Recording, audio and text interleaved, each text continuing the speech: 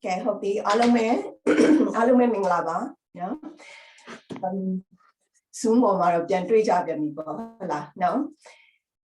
Yang mo ma pian so mo be lu ro le. So ro ku ti ni ma pyo me topic ka ectopic pregnancy, hala. Ectopic pregnancy so ro ပုံမှန်မဟုတ်တဲ့နေရာမှာရှိတဲ့ pregnancy တွေအကြောင်းတကယ်တမ်းတော့ပထမတစ်ခါမှပေးထားတဲ့ lecture acute pelvic pain or lower abdominal pain in early pregnancy နားထောင်ပြီးတဲ့အခါမှာဒါဆက်နားထောင်လိုက်တယ်နားထောင်နေဆိုရင်တော့ပို့ပြီးတော့ကိုနားလည်မှာပေါ့နော်ဟုတ်ပြီအဲ့တော့ ectopic pregnancy အကြောင်းကိုမပြောခင်နော်နည်းနည်းလေးမှတ်မိလွယ်အောင်မ clinical scenario မတွေ့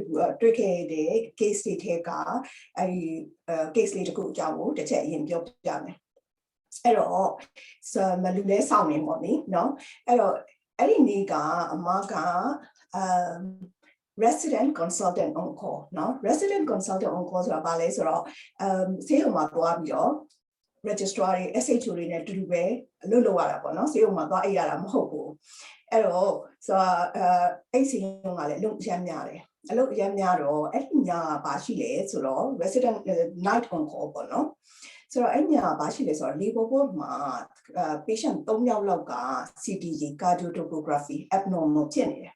အဲ့တော့သူ decision တွေလုပ်ဖို့အတွက်အချိန်စောင့်ကြည့်နေရတာပေါ့နော် close monitoring လုပ်နေရတယ်အချိန်ကြီးကို decision ချရမယ့်အနေထားဖြစ်နေတယ်3ယောက်တောင်ဖြစ်တဲ့အတွက်ကြောင့်မလို့ registrar တယောက်တည်းမနိုင်ဘူးအဲ့ဒီအချိန်မှာနော်အဲ့ဒီအချိန်မှာအမစီကို SHO ကနေပြီးတော့ဖုန်းဆက်တယ် senior house officer ဟဲ့လားဖုန်းဆက်တယ်ဘာပြောလဲဆိုတော့သူတဲ့ A&E မှာ accident and emergency department မှာရောက်နေတယ်တဲ့query ectopic pregnancy တယောက်ကိုကြည့်နေတယ်တဲ့နော် query ectopic pregnancy ဆိုတာဘယ်လိုဟာမျိုးလဲဆိုတော့ patient coming with sudden onset of or acute or subacute onset of lower abdominal pain pregnancy test positive နော်အဲ့ဒါကိုreproductive age woman တယောက်မှာ pregnancy test positive lower abdominal pain ရှိတယ်ဆိုရင်ဒါ query ectopic pregnancy ဆိုပြီးတော့ခေါ်ရပေါ့နော်အဲ့တော့ query ectopic pregnancy တယောက်ကိုကြည့်နေတယ်တဲ့ဒါပေမဲ့တဲ့ patient ကအရမ်းနာလို့ဆိုပြီးတော့လုံးဝအဆမ်းမခံဘူးတဲ့နော်ဘိုက်လက်ဆန်းလို့မရဘူးတဲ့ vagina speculum လည်းလုံးလို့မရဘူးတဲ့နော်အဲ့ဒါနဲ့အမစိတ်ပူသွားတယ်ဘာလို့လဲဆိုတော့အရမ်းနာတယ်ဆိုတော့ bleeding ectopic ဖြစ်နေပြီလား rupture ectopic ဖြစ်နေပြီလားပေါ့နော်ဒါမဲ့ကိုကအဲ့ဒါဆိုရင် A&E ကိုသွားကြည့်ရတော့မယ် accident and emergency ကိုသွားကြည့်ရတော့မယ်အဲ့ဒီဆေးရုံရဲ့ A&E ကမတို့ရဲ့ labor ward နဲ့နည်းနည်းဝေးတယ်အဲ့တော့ labor ward မှာခုနက abnormal CTG ဖြစ်နေတဲ့ဟာတွေကတကယ်လို့တယောက်က fetal ကလေးက fetal bradycardia လို့ဘာလို့ဝင်သွားရင်အမချက်ချင်း A&E ကနေပြန်ပြေးလာဖို့ဆိုတာမလွယ်ဘူးပေါ့နော်အချိန်ကြာမယ်ဒါတစ်ချက်နောက်တစ်ချက် A&E မှာရှိတဲ့ ultrasound machine ကအမသုံးနေကြဝတ်ထရ ultrasound machine ကအမစိတ်တိုင်းမကြဘူးအထူးသဖြင့် transvaginal scan ရိုက်ဖို့ဆိုတော့အဲ့တော့မကနေပြီးတော့ A&E consultancy ကိုလှမ်းပြီးကူညီတောင်းလိုက်တယ်နော်ငါ SHO ကဒီ patient ချက်ကိုကြည့်နေတယ် patient ကဒီလိုအခြေအနေရှိတယ်ဒါပေမဲ့ stable ဖြစ်သလားနဲ့ငါ့ ward ထဲကို transfer လုပ်ဖို့ happy ဖြစ်သလားဆိုတာတစ်ချက်လောက်ငါ့ကိုကူညီပြီးတော့ check လုပ်ပေးပါလို့ပြောတော့ तू ကလည်း helpful ဖြစ်တယ် तू ကသွားတစ်ချက်သွားကြည့်ပြီးတော့ तू ပြောတယ်အဲ့ patient ကလည်းအဆမ်းမခံတာလွင်ကျန်တော့အကုန် clinically stable ပဲတဲ့အဲ့တော့ I am happy ဆိုပြီးတော့ तू က ward ထဲကိုလုပ်ဖို့ ward ထဲကို transfer လုပ်ပေးလိုက်တယ်အဲ့တော့ SHO က ward ထဲကို patient ရောက်ချင်းအဲ့တော့မတို့ treatment room ဆိုတာရှိတယ်အဲ့ treatment room မှာ patient ထည့်ထားတယ်အဲ့ဒီမှာ scan machine တွေရောပါရောအကုန်ပေါ့နော်မတို့ gynae examination လုပ်လို့ရတဲ့ဟာအပြည့်အစုံရှိတယ်အဲ့တော့အဲ့ဒီမှာရောက်ချင်း SHO ကအမစီဖုန်းဆက်တယ်ဖုန်းဆက်တော့အမချက်ချင်းပဲသွားကြည့်တယ်ဘာလို့လဲbleeding ဖြစ်နေသလား intraperitoneal bleed တို့ rupture တို့ဖြစ်နေမှာဆိုရတယ်လေဘာမှမကိုဆန်းလို့မရပဲချက်ချင်းပဲသွားကြည့်တော့အဲ့မှာအဲ့ treatment room နဲ့ဝင်သွားတဲ့အခါကျတော့အခန်းထဲမှာအဲ့ဒီအမျိုးသမီးကကတင်ပေါ်မှာလှဲနေတာပေါ့နော်သူကနာနေတယ်ပေါ့အရမ်းနာနေတယ်ပေါ့သူ့ဘေးနားမှာအမျိုးသားလေးတစ်ယောက်ရှိတယ်နော်အမျိုးသားလေးတစ်ယောက်ရှိတယ်ပြီးတော့အမ SHO ရှိတယ်အဲ့တော့အမျိုးသမီးကိုကြည့်လိုက်တာနဲ့သူကအသက်40ကျော်မှန်းသိတာအမျိုးသားလေးကိုကြည့်လိုက်တဲ့ခါကျတော့လေအသက်20ကျော်လေးမှသိတာအဲ့တော့အသက်ကတော်တော်ကွာတယ်ပေါ့နော်ဆိုတော့အမကစဉ်းစားလိုက်တယ်ဒါဟာဒီလိုအများကြီးမွတ်ချုပ်လာတယ်ဆိုတော့သားတို့ဘာလို့တော့မဖြစ်တော့ဘူးပေါ့နော်ဒါပေမဲ့အရွယ်ကတော့တော်တော်ကွာတယ်ပေါ့နော်အဲ့တော့နောက်တစ်ခုဒီ UK လိုနိုင်ငံမျိုးမှာမတို့လို obs and gynae specialty ကိုအဖေနဲ့တပီးလာတာတို့အမေနဲ့သားလာတာတို့ကအဲ့လိုမျိုးမောင်နှမချင်းလာတာတို့ကတော်တော်ရှားတယ် အဲ့တော့မရှိတော့ပဲအဲ့ဒါနဲ့အမကကို introduce လုပ်လိုက်တယ်ပေါ့ Hi my name is Miss Nanda ပေါ့နော်သူ့နာမည်ကိုခေါ်ပြီးဒီအမျိုးသမီးရဲ့နာမည်ကိုခေါ်ပြီး I'm consultant in charge for the night ပေါ့နော်ပြီးတော့အမျိုးသားလေးကိုသိချင်တာနဲ့ and you are ဆိုပြီးအမကသူ့ကိုမေးလိုက်တယ်မေးလိုက်တော့ तू ကတော်တော်လက်ပဲ तू က Hi my name is ဘယ်သူပေါ့နော် I am the boyfriend တဲ့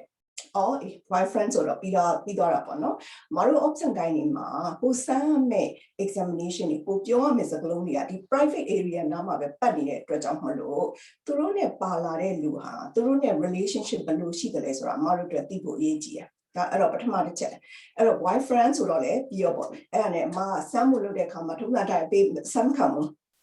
ပေါ့နော်အစမ်းခံတော့အမပြောတယ်နေအစမ်းခံရင်တော့ငါမျိုး help လုပ်လို့မရဘူးလို့နော်အဲ့တော့အနေဆုံးတော့ငါ့ကို transfer နဲ့ ultrasound လေးတော့ပေးရိုက်နော်အဲ့တော့ပေးရိုက်တယ်ဆိုရှိလို့ငါနည်းနည်းလေးတွေ့သွားရပြီဆိုရင်တော့အနည်းဆုံးတော့ emergency ခွဲဖို့လိုမလို့တော့သိရမယ်ပေါ့နော်အဲ့တော့နောက်ဆုံးကွယ် to cut it short နောက်ဆုံးအဲ့လို after long discussion သူက transfer နဲ့ ultrasound ပေးရိုက်တယ်သူ stop လို့ပြောတာနဲ့အ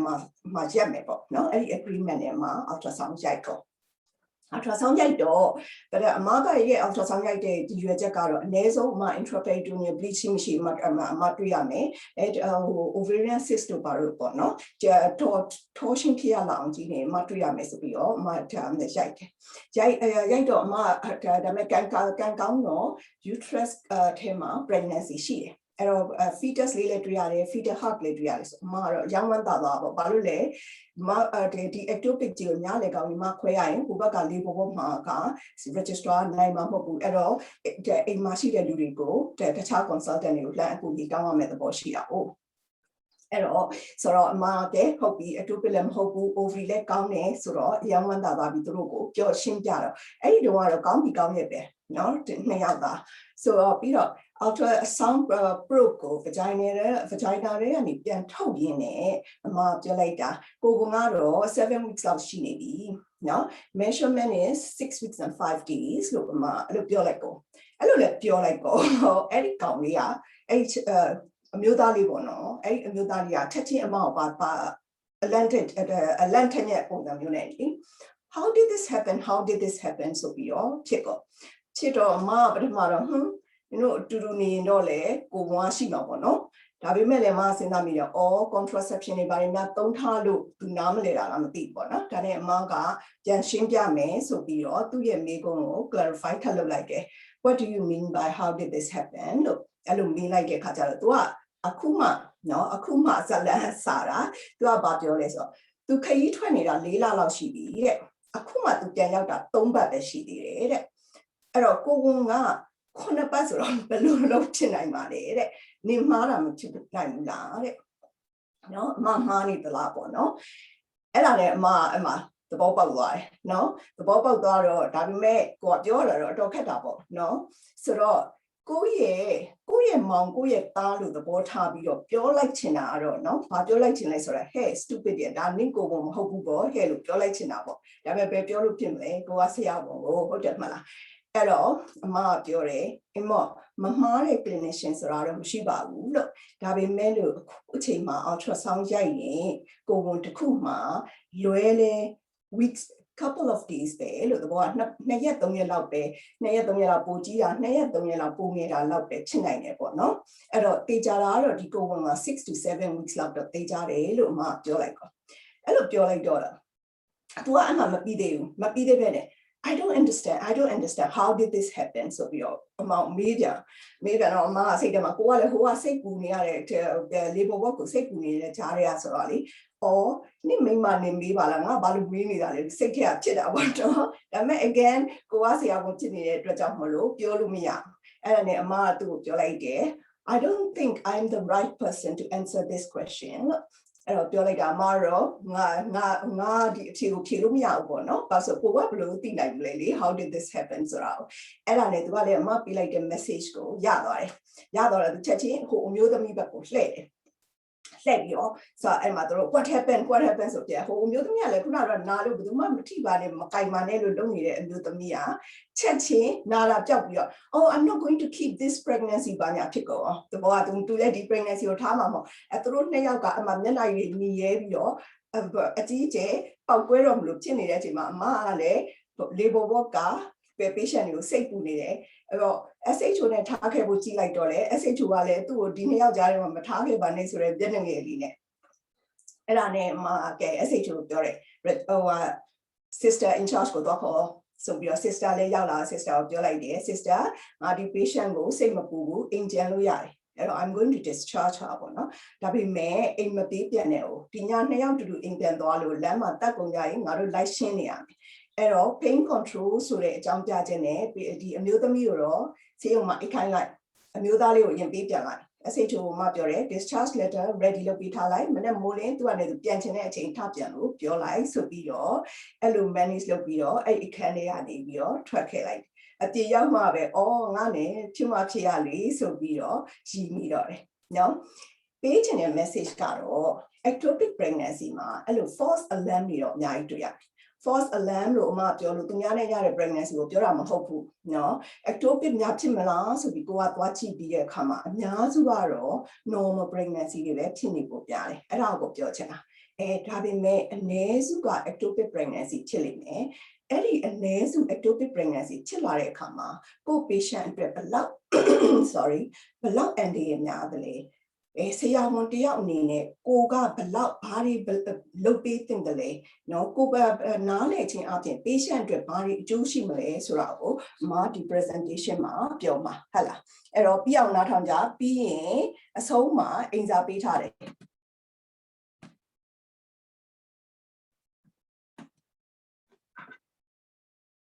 sorry share screen လုပ်ရမယ်တင်တယ်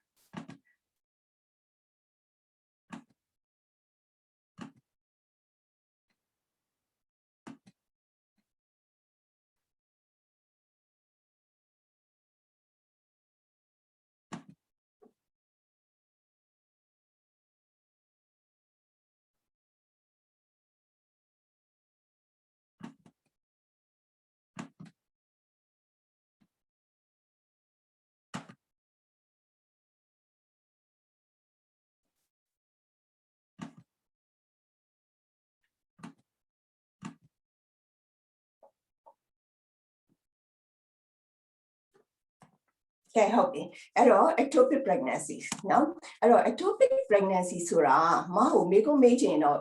မေးကြเนาะအဲ့တော့ ectopic pregnancy ဆိုတာ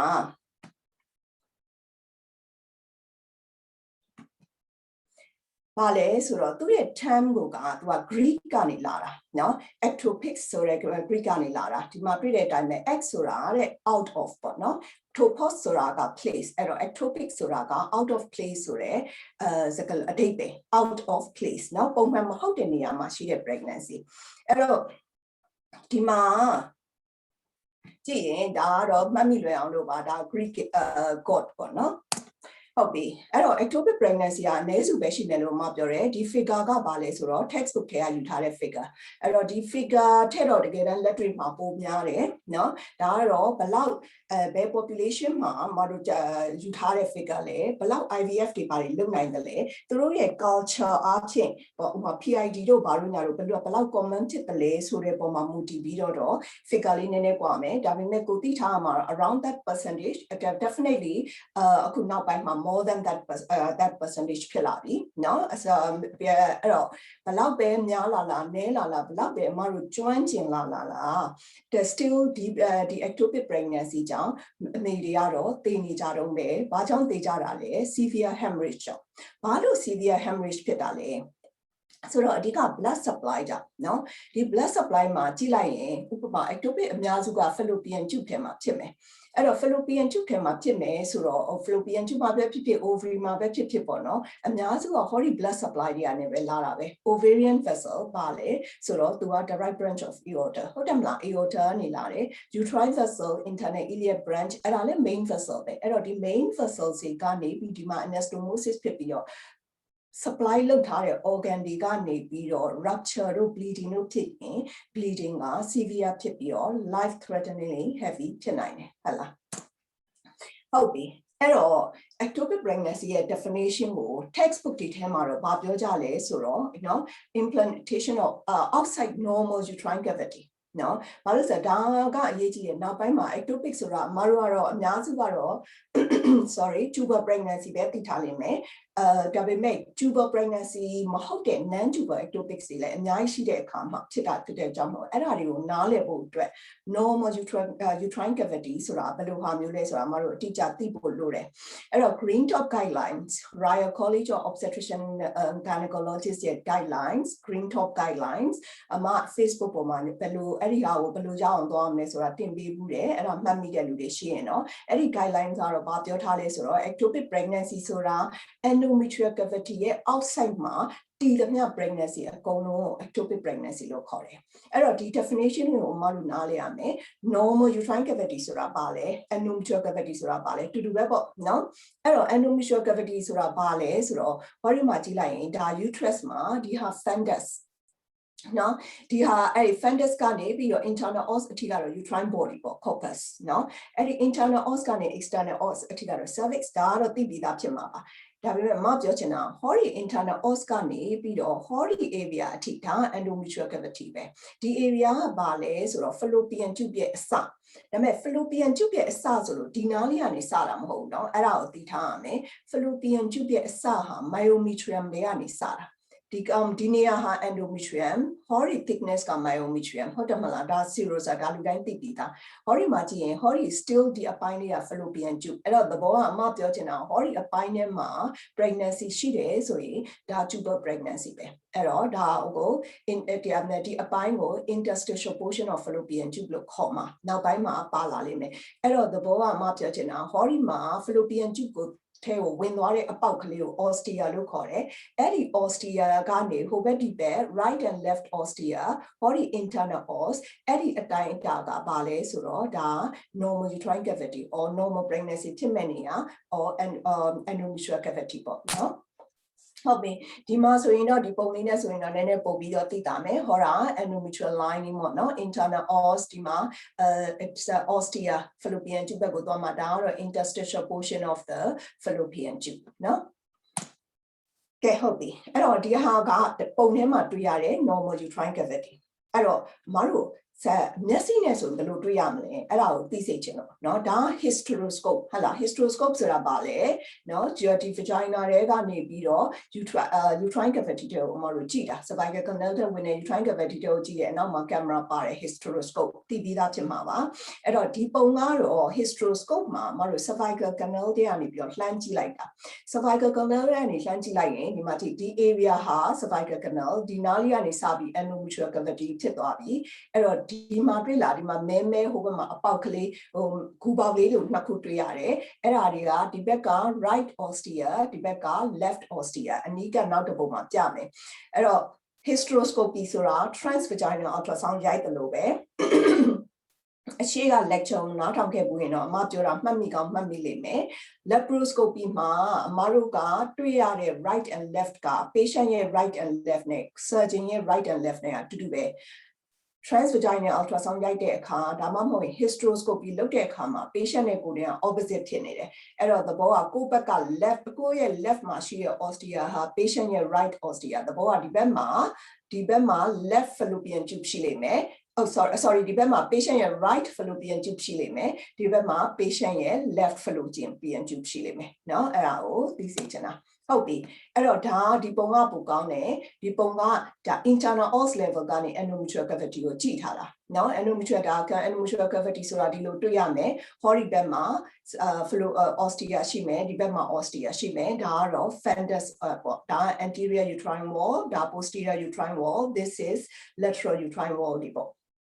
အဲ့တော့ hori ပြောထားတဲ့ဒီ ostia လေးကိုအမတို့အနီးကဆွဲလိုက်တဲ့အခါမှာဒီလိုတွေ့ရတာအဲ့တော့ဒါ fallopian tube စတဲ့နေရာပဲအဲ့တော့အဲ့ဒီအထဲနားလေးမှာ pregnancy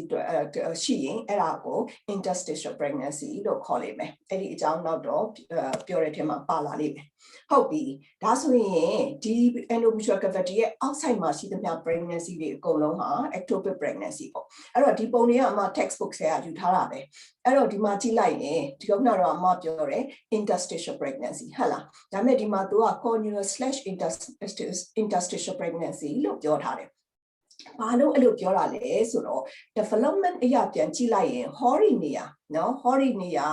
hori back ကတဘောကအဲ့အချုံ uterus ရဲ့ဟိုဘက်ဒီဘက်တောက်ချုံလေးတွေကိုဘာလို့ခေါ်လဲ cornu လို့ခေါ်တယ်ဟုတ်လားဘာလို့လဲ uterus က cornu နှစ်ခုကနေပြီးပေါင်းပြီးတော့မှအလဲက septum ပြောက်သွားမှ uterus ဖြစ်လာတာပြန်ပြီးတော့ embryo development ကိုပြန်စဉ်းစားကြည့်လိုက်ရင်ဟုတ်လားနော်အဲ့တော့ဒီ cornu ကအဲ့ဒီ cornu နားမှာရှိတဲ့ pregnancy မှုလို့လေတချို့ကဒါကို cornual pregnancy လို့ခေါ်တယ်ဒါပေမဲ့ name အဖြစ်တော့အတိအကျမမှန်ဘူးနော်cornual pregnancy လို့ထင်ကြတဲ့ pregnancy တော်တော်များများဟာအမှန်တော့ interstitial pregnancy လေ cornual pregnancy ဆိုတာဘယ်လိုဟာမျိုးလဲဆိုတာအမတို့ပြောတဲ့အထဲမှာပါလာလိမ့်မယ်ကျန်တာတော့ fallopian tube ရဲ့အပိုင်းပိုင်းမှာဖြစ်မဲ့ pregnancy တွေရှိမယ် fallopian tube မှာအကျန်းပြင်းအဖြစ်အပိုင်းကြီး၄ပိုင်း ectopic address ဆိုရင်ပေါ့နော်အပိုင်းကြီး၄ပိုင်းလို့မှတ်လို့ရတယ်ဟော interstitial portion မှာရှိမယ်နော်ပြီးတော့ isthmic portion ဆိုတာအဲ့ဒီထဲကနေ fallopian tube ထဲနည်းနည်းပိုကျင်းတဲ့နေရာampullary portion ဆိုတာ isthmic ထဲတော့နည်းနည်းပိုကျဲတယ်ပြီးတော့ infundibulum portion လို့ပဲခေါ် fimbrial portion လို့ပဲခေါ်ခေါင်းလောင်းလို့ဖြစ်နေတဲ့နေရာလေးနော်အဲ့တော့ဒီအပိုင်းတွေမှာ ectopic pregnancy ဖြစ်မယ် ovary ထဲမှာဖြစ်မယ် abdominal cavity ထဲမှာဖြစ်မယ်ဟော ligament ထဲမှာဖြစ်မယ် ligament ဆိုတာ sorry broad ligament ထဲမှာဖြစ်မယ်နော်ဒါတွေအကုန်လုံးက ectopic pregnancy ပဲ cervix မှာဖြစ်မယ် cervical pregnancy လို့ခေါ်မယ်အဲ့တော့ဒီမှာဒီပုံကိုနည်းနည်းအကြီးချဲ့ကြည့်လိုက်ရင်ဟောဒီမှာဒီနေရာကိုသူက interstitial pregnancy လို့ပြောထားတယ်ဒီနေရာကို isthmic pregnancy လို့ပြောထားတယ်ဒါ textbook เนาะအဲ့တော့တကယ်တမ်းတော့အမှန်တော့ဒီဟာ interstitial မဟုတ်ဘူးเนาะအဲ့တော့ဒီဟာ interstitial မဟုတ်ဘူးဒီဟာ isthmic portion of the fallopian tube ပဲ interstitial pregnancy ဆိုတာဘယ်မှာဖြစ်မှာလဲဒီမှာဒါဟာ ဒီနေရာမှာဖြစ်မှာ interstitial pregnancy လို့ခေါ်တာအဲ့တော့အမပြောချင်တာကဒီ interstitial pregnancy cornual pregnancy isthmic pregnancy ဆိုတာနည်းနည်း very close to each other ဖြစ်တဲ့အတွက်ကြောင့်မလို့ differentiate လုပ်ရတာနာမည်အတိအကျခေါ်ဖို့တော့မလွယ်ဘူးပေါ့เนาะ histology နဲ့ဆိုရင်တော့ပို့ပြီးတော့သိတာမှာပေါ့ဟုတ်ပြီအဲ့တော့အများစုကတော့ဒီ95% of ectopic pregnancy ကတော့ fallopian tube ထဲမှာပဲရှိမှာပေါ့เนาะအဲဒါပေမဲ့တခြားဘာတွေဖြစ်လာမလဲအခုအမတို့ cesarean section တွေနဲ့ကလေးတွေအများကြီးမွေးကြတဲ့အတွက်ကြောင့် cesarean sections က ectopic တွေအရင်ကတည်းကအများကြီးပိုတွေ့လာရတယ်အမတို့ပြောတဲ့အထဲမှာပါသွားပြီ cornual ectopic เนาะ interstitial ectopic angular ectopic ဆိုတာဘယ်လိုဟာမျိုးလဲဆိုတော့hori angle လေးမှာဖြစ်တဲ့ ectopic pregnancy เนาะဒီ angle လေးမှာဖြစ်တဲ့ ectopic pregnancy angular ectopic သဘောကတော့ခုနကတော့အမပြတဲ့ ostia လေးနားမှာဖြစ်တဲ့ pregnancy ကို angular ectopic လို့ခေါ်တယ်ဒါပေမဲ့ဒီကောင်ကဒီလောက် significant မဖြစ်ဘူးမေ့ချင်မေ့ထားလို့ရတယ်ဘာလို့လဲဆိုတော့ तू ဘယ်လိုကြီးလာမလဲဆိုတဲ့ပုံမှာသွားမှုတည်တယ် तू ဒီဘက်ထဲကိုကြီးလာမလားဒါမှမဟုတ်ရင် hori ဘက်ကိုကြီးလာမလား hori ဘက်ကိုကြီးလာရင်တော့ interstitial ectopic ဖြစ်သွားမှာပေါ့ဒီဘက်ထဲကိုကြီးလာရင်တော့သူ့ outcome က interstitial ectopic ကပိုကောင်းလာနိုင်တာပေါ့နော်အဲ့တော့ဒါကို angular ectopic လို့ခေါ်တယ် heterotopic pregnancy ဆိုတာတော့ကြားဘူးမယ်ထင်ပါတယ်ဘာလဲ ectopic pregnancy တခုအများစုအဖြစ်တော့ fallopian tube ထဲမှာတွေ့ရတတ်တယ်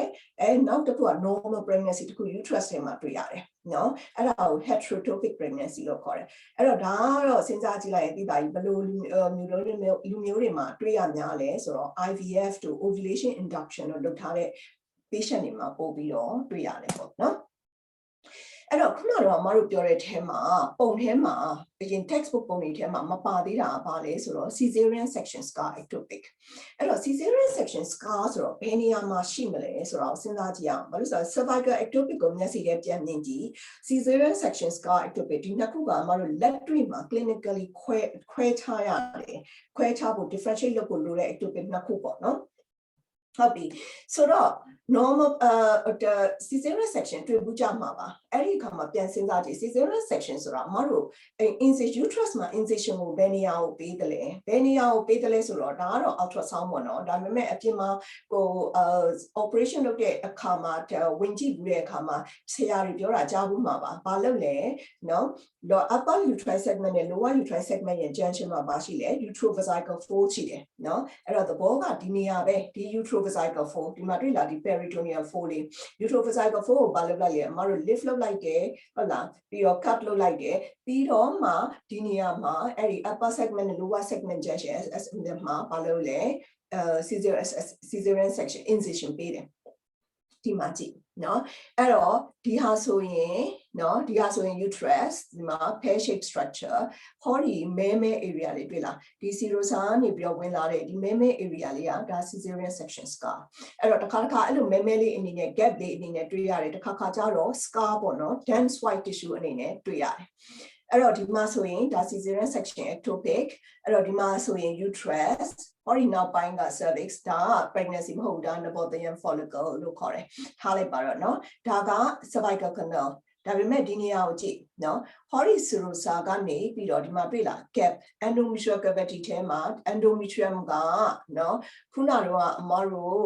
ကြည့်နေတဲ့ endometrium ဒီလိုဇက်တိုက် straight မသွားဘူးเนาะမသွားဘဲနဲ့ဟောဒီ endometrium မှာတွေ့လား myometrium တွေကိုဝင်သွားပြီးတော့ဒီနေရာမှာ gap ဖြစ်နေတယ်သဘောကဒါ cesarean sections က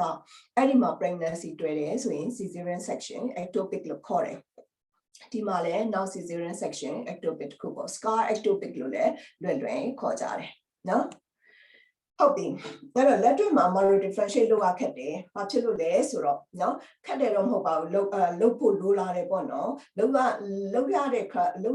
criteria လေးတွေတော့ရှိတယ်အဲ့တော့ဘာလို့သူတို့နှစ်ခုကို cervical ectopic နဲ့ cesarean section scar ectopic ကို differentiate လုပ်ရလဲဆိုတော့ဒီမှာ obvious ပဲဟုတ်လားဆိုဒီဟာဆို E ဆိုတာ endometrial cavity M ဆိုတာ myometrium အဲ့တော့ဒီမှာကတော့ cesarean section scar ခုနကတော့အမ ultrasound မှာပြထားတဲ့ပုံတွေကပါလေ patient ကပက်လက်အိတ်နေတဲ့ပုံအခုဒါကတော့ patient ကမတ်တက်ရက်နေတဲ့ပုံဖြစ်တဲ့အတွက်ကြောင့်မလို့ ဟောဒီဟာ anterior uterine wall ဖြစ်သွားမယ်ဟဲ့လားဒီဘက်ကဟာ posterior uterine wall ဖြစ်ပုံများတာပေါ့နော် patient ကတကယ်လို့အမရဲ့ညာဘက်ကို face လုပ်နေတဲ့ patient ဆိုရင်ပေါ့ဟုတ်ပြီအဲ့တော့ကြည့်လိုက် cesarean sections က ectopic ဆိုဒီမှာရှိမယ် cervical ectopic က cervix မှာရှိမယ်ဒါပေမဲ့ cesarean sections က ectopic ကတွေ့တော့ဒါ scar မှာတွေ့ပြီးတော့ cervix ဘက်ကိုကြီးသွားတယ်ဆိုရင် grow ဖြစ်သွားတယ်ဆိုတော့ဘာလို့နေရာမှာတိတ်မရှိတာ cervix ဘက်ကို grow ဖြစ်သွားတယ်ဆိုရင် cervical ectopic နဲ့ differentiate လုပ်ဖို့ခက်လာတာပေါ့နော်အဲဒီတော့ဒါပေမဲ့လည်း cesarean sections က ectopic ဆိုတာ cervix ဘက်ကိုကြီးနိုင်တယ်လို့ဒီလို endometrial cavity ထက်ဘက်ကိုလည်းကြီးလာနိုင်တယ်unfortunately နော်ဆိုးရွားတဲ့ case တွေမှာတော့ဟောဒီမှာဒီ cesarean sections ကဒီမှာ gap ဖြစ်နေတဲ့အခါမျိုးမှာဘာဖြစ်လာလဲဆိုတော့ဒီ ectopic pregnancy ကဒီ gap ကနေအပြင်ကိုထွက်ပြီးဟောဒီ bladder ဘက်ကိုလည်းအရှိရ abdominal cavity နဲ့ bladder towards the bladder ဘက်ကိုလည်းကြီးလာနိုင်တာမျိုးရှိတယ်အဲ့လောက်ထိတော့အသေးစိတ်ကြီးသိစရာမလိုပါဘူးအကြမ်းမြင်အပြင်ဒါမျိုးဖြစ်တတ်တယ်ဆိုတာသိရင်ရတယ်ဟုတ်ပြီအဲ့ဒါက cesarean sections က ectopic နဲ့ cervical ectopic ပေါ့နောက်တစ်ခုကတော့မတို့ပြောခုနကတော့ပြောတဲ့အထဲမှာပါသွားတယ် interstitial ectopic နဲ့ corneal ectopic နေရာအားဖြင့်မျက်စိနဲ့ကြည့်ရင်တော့တူတူပဲဒါပေမဲ့ definition အတိအကျပြောရင်တော့ corneal ectopic ဆိုတာဟောလို့ congenital anomaly ရှိတဲ့ uterus တွေမှာဖြစ်တဲ့ pregnancy ကိုပြောတာအဲ့တော့ ectopic ဆိုတဲ့နာမည်တော့အတိအကျတော့သူကမကိုက်ဘူးဒါပေမဲ့လို့ normal cavity မဟုတ်တဲ့ uterus မှာဖြစ်တဲ့အတွက်ကြောင့်မို့သူကectopic ဆိုတဲ့ group အောက်ထဲမှာပါသွားတာအဲ့တော့ဒီမှာကြည့်လိုက်ရင်ဒါတွေဟာ unicornuate uterus တွေ unicornuate uterus ဆိုတာသဘောကပါလေ cornue တစ်ခုပဲရှိတယ်နောက်ထပ် cornue ကကောင်းကောင်း develop ဖြစ်မလာဘူးအဲ့တော့ rudimentary horn လို့လည်းခေါ်ကြတယ်မှတ်မိမှာပေါ့ဟုတ်လားနော်အဲ့တော့ဒီ rudimentary horn မှာ pregnancy သွားတွေ့တဲ့အခါမှာအဲ့ဒါ corneal pregnancy ဖြစ်တာများတယ်စဉ်းစားကြည့်သူက rudimentary horn ဖြစ်တဲ့အတွက်ကြောင့်မို့လို့ space ကလည်းနည်းတယ်အဲ့တော့များအကြီးတဲ့ဘာလဲ photon နော်ကလေးတစ်ယောက်ကြီးထရလောက်အောင်လည်းနေရာမရှိဘူးအဲ့ဒါဖြစ်တဲ့အတွက်ကြောင့်မို့ဘာဖြစ်လာလဲတစ်ချိန်မှာ rupture ဖြစ်သွားနိုင်တယ်အဲ့လို rupture ဖြစ်သွားတဲ့အခါကျတော့ဒါဟာ uterine rupture ပဲဟုတ်တယ်မလား uterine rupture ဖြစ်တဲ့အတွက်ကြောင့်မို့သူ့မှာ maternal mortality morbidity rate အရင်ကြီးတယ်နော်အဲ့တော့ဒါဟာ corneal pregnancy ဒီဟာကျတော့ bicornuate uterus မှာလည်းဒီလိုပဲအမနောက်ပြထားတဲ့ပုံမှာတွေ့ရလိမ့်မယ်ဒါ unicornuate uterus နဲ့ rudimentary horn မှာ pregnancy ရှိရင် corneal ectopic ဖြစ်မယ်ဟောတစ်ခါကျတော့ bicornuate uterus ဆိုတာဒီလို cavity ကြီးတဲ့ bicornuate uterus ဆိုရင်တော့ ectopic pregnancy က cavity ထဲကိုကံကောင်းစွာ grow ဖြစ်သွားရင်တော့ outcome မှာကောင်းရင်ကောင်းသွားနိုင်တာပေါ့နော်ဒါပေမဲ့ bicornuate uterus သေးလေးနှစ်ခုမှာဆိုရင်တော့လေခုနတော့မတို့ corneal ectopic လို့ပဲသူလည်း corneal ectopic ထဲမှာဝင်ပြီးတော့သူလည်း risk of rupture က high ဖြစ်တာပဲနော် အဲ့တော့ဒီမှာဒါပဲเนาะ laparoscope နဲ့ကြည့်လိုက်တဲ့အခါမှာဒီမှာကြည့်ဒါပုံမှန် uterus เนาะ ဟောဒီဘက်မှာ rudimentary horn လေးရှိတယ်အဲ့ဒီ horn လေးမှာ pregnancy သွားတွေ့နေတယ်တွေ့လားဆိုတော့သူက uterus နဲ့ separately ပဲနောက်တစ်ခုတတ်ဖြစ်နေတာ interstitial pregnancy ပုံလေးနောက်ပိုင်းပါလာလိမ့်မယ်အဲ့ကြရင်သတိထားကြည့်ဟောဒီမှာကြည့်ရင်ဒီဟာက uterus เนาะသူကြားထဲမှာ gap တက်ရှိတယ် uterus ကနေသူကတက်ထွက်နေတာမသိရင်ဟို fibroid လို့လေးပဲเนาะအဲ့တော့အဲ့ဒါက cornual ectopic ဟောဒီဟာကြတော့ဒါပါလဲဆို bicornual uterus တွေ့လားဒီမှာ uterus တစ်ခုဒီမှာ uterus တစ်ခုเนาะအဲ့တော့အဲ့ဒီမှာတစ်ခုတည်းမှာ pregnancy ရှိနေတာဒါ bicornual uterus မှာအဲ့တော့ဒါတွေက cornual pregnancy လို့ခေါ်တယ်ကဲဟုတ်ပြီ95% ကနော်tube ထဲမှာဖြစ်တယ်ဆိုတဲ့အတွက်ကြောင့်မလို့ tubal pregnancy အကြောင်းကိုအဓိကအမတို့ပြောကြမယ် tubal pregnancy အကြောင်းကိုသိဖို့အဓိကလိုအပ်တယ်ပေါ့နော်အဲ့တော့ tubal pregnancy တွေဘယ် tube တွေရဲ့ဒီအပိုင်းကြီး၄ပိုင်းလို့အမပြောတယ်အမှန်တော့နာမည်အချင်းခေါ်ရင်တော့၅ပိုင်းလို့ပြောလို့ရတယ်ဒါပေမဲ့ ectopic ဖြစ်တဲ့အပိုင်းအနေနဲ့ကတော့၄ပိုင်းမှတ်ရပြီပြောထားပြီးသား interstitial portions ဖြစ်တဲ့ interstitial pregnancy ရှိမယ်နည်းနည်းပိုကျင်းတဲ့ isthmic pregnancy တွေရှိမယ်နည်းနည်းပိုကျလာတဲ့ ampullary portion ampullary pregnancy တွေရှိမယ်ဟောဒီခေါင်းလောင်းလေးလို့ဖြစ်နေတဲ့ infundibulum portion လို့ခေါ်ဒါမှမဟုတ် fimbrial portion လို့ပဲခေါ်ရတယ်အဲ့ဒီနေရာမှာဖြစ်တဲ့ ectopic pregnancy ရှိမယ်အဲ့တော့ဒီနေရာတွေမှာဘယ်နေရာမှာအများဆုံးလဲဆိုတဲ့ဒီမှာ percentage လေးတွေပြထားတယ်အတိအကျသိစရာမလိုပါဘူးဘာလို့လဲဆိုတော့အဓိကသိရမယ့်အချက်ကဒီမှာအမပြထားတဲ့နေရာ ampullary portion မှာအဖြစ်အများဆုံးပဲဆိုတာသိရမယ်တချို့တွေမှာတော့ ampullary portion မှာ more than 55% တချို့ textbook တွေမှာတော့ more than 74% အဲ့လို percentage လေးနည်းနည်းကွာနိုင်တယ်ကိုသိထားဖို့က ampullary portion ဟာအဖြစ်အများဆုံးပဲဆိုတာ tubal pregnancy ထဲမှာအဖြစ်အများဆုံးပဲဆိုတာသိထားဖို့လိုတယ်ဟုတ်ပြီအဲ့တော့ ectopic pregnancy ကအခုအမတို့ဘာသိသွားပြီလဲ ectopic pregnancy ဘာ ectopic တွေရှိနိုင်တယ်လဲเนาะအဲ့တော့အဲ့ဒါကိုသိသွားပြီဒါဆိုရင် ectopic pregnancy ဒီလို patient တွေကဘာဘယ်လိုမျိုးတွေနဲ့လာနိုင်တယ်လဲအဲ့တော့အဓိကကိုယ့်ရဲ့ history ကနေစမှာပေါ့เนาะဘယ်လိုလူမျိုးတွေမှာ ectopic ဖြစ်နိုင်တယ်လဲဆိုတော့အရေးကြီးတာကတော့ risk factors ပဲပေါ့เนาะအဲ့တော့ risk factors မှာအကျဉ်းအပြင်မှတ်မိအောင်မပြောချင်တာကတော့လွယ်ပဲမှတ်ကြအောင်အရေးကြီးဆုံးပထမအချက်ကတော့ဘာလဲဆိုတော့ဟောဒီ previous ectopic pregnancy ပဲအမရှေ့က lecture မှာလည်းပြောဖို့ပါတယ်တစ်ခါ ectopic ဖြစ်ပြီးရင်နောက်တစ်ခါ ectopic ဖြစ်ဖို့အဲ့ဒီအမျိုးသမီးမှာ3 times higher risk ဖြစ်သွားတယ်ဒါကြောင့်မို့သူတို့က next pregnancy မှာ pregnancy test positive ဖြစ်တာနဲ့ early pregnancy scan လို့ရတယ် to exclude ectopic pregnancy ပေါ့ဟုတ်လားကျန်တဲ့ဟာတွေကတော့စဉ်းစားကြည့်လိုက်ရင်တော့အတိအသာကြီးပဲ fallopian tubeပုံမှန် function မလုပ်နိုင်တဲ့ဟာမျိုးဒါမှမဟုတ် fallopian tube အကြောင်းတစ်မျိုးကြောင့်ပျက်စီးနေတဲ့ဟာမျိုးဒါမှမဟုတ်ရင် uterus ထဲမှာကိုယ်ဝန်တည်လို့မရအောင်တားထားတဲ့ဟာမျိုးဒါပဲအကြမ်းမြင်တော့ဟုတ်လားဒါအဲ့တော့ fallopian tube နဲ့ uterus ထဲမှာကိုနေရာနဲ့ location နဲ့ပတ်သက်ပြီးတော့ disturb ဖြစ်နေတဲ့ဟာမျိုး sorryအဲ့ဒီလို case မျိုးတွေမှာအကားတွေဟာ risk factors ဖြစ်မယ်နောက်တစ်ခုကတော့မတို့သိပြီးသားပဲ cesarean section လုပ်ထားတယ် cesarean section ectopic ဖြစ်နိုင်တယ်IVF လုပ်ထားတယ်ဒါ artificial ဖြစ်တဲ့အတွက်ကြောင့်မလို့ ectopic ဖြစ်နိုင်တယ်ဟုတ်တယ်မလားနောက်တစ်ခုကတော့ cervical surgery ဥပမာ DNC တို့ဘာလို့ပေါ့နော် DNC လုပ်တယ်ဆိုတာ dilatation and curettage ပဲဖြစ်ဖြစ်မတို့ miscarriage လုပ်လို့ suction evacuation ERPC လို့နောက်ပိုင်းခေါ်တယ် suction evacuation လို့ပဲခေါ်ဘာပဲလုပ်လို့ uterus ကို trauma ရခဲ့ဘူးလို့ထားပါတော့ force track ဆိုတာရှိတယ် force track ဆိုတာမတို့ dilator ထည့်လိုက်တဲ့အခါမှာနော်through and through တော့မပေါက်သွားဘူးတဘောက uterine perforation လို့ပြောရလောက်အောင်မပေါက်ဘူးဒါပေမဲ့အထက်မှာအခေါင်းလေးတွေလို့တော့ဖြစ်သွားတယ်အဲ့ဒါကို force track formation လို့ခေါ်တယ်အဲ့လို injury ဖြစ်ထားခဲ့ရင်လည်းအဲ့ဒီနေရာမှာ ectopic သွားတွေ့နိုင်တယ်အဲ့ဒါမှာ cervical ectopic တော်တော်များများအဲ့ဒီ history ရလေရှိတယ်ဟုတ်ပြီကျန်တာတွေကတော့ tube damage ဖြစ်တဲ့ history တွေဆိုတော့ဘာတွေလဲ tube မှာ infection ရှိတာ PID တို့ sexually transmitted infection တို့ဒါမှမဟုတ်ရင်အဲ့ဒီ tubal surgery လုပ်ထားတဲ့ဟာတွေ sterilization နော်ဒီ sterilization ကို reverse ပြန်လုပ်ထားတဲ့အခါမျိုးမှာလည်း ectopic ကအရင် common ဖြစ်တယ်အမတို့တွေ့ဘူးတယ်နော် sterilization လုပ်တယ်ပထမတော့ဒီကလေးမယူတော့ပါဘူးဆိုပြီးနောက်တော့မှစိတ်ပြောင်းသွားတယ်နော်အဲ့တော့နိုင်ငံသားထွက်ပြီးတော့ဒီ tube ကိုreverse ပြန်လုပ်တယ်ဒါမှမဟုတ် private မှာ reverse ပြန်လုပ်လိုက်တယ်ပြန်လုပ်လိုက်ပြီးတဲ့အခါမှာ pregnancy ရဖို့ပြန်ကြိုးစားတယ်အဲ့ဒီမှာရလာတဲ့ pregnancy က ectopic ဖြစ်နေတဲ့ risk ကဖြစ်ဖို့ risk ကတက်လာတယ်ပေါ့နော်ဒါပေမဲ့ normal pregnancy လည်းရပါတယ်ဒါပေမဲ့ ectopic risk ကသူများထက်ဆိုင်ပိုတက်သွားတယ်ပေါ့နော်ဟုတ်ပြီနောက်ကျန်တာတော့မပြောသလိုပဲအိမ်ထဲမှာ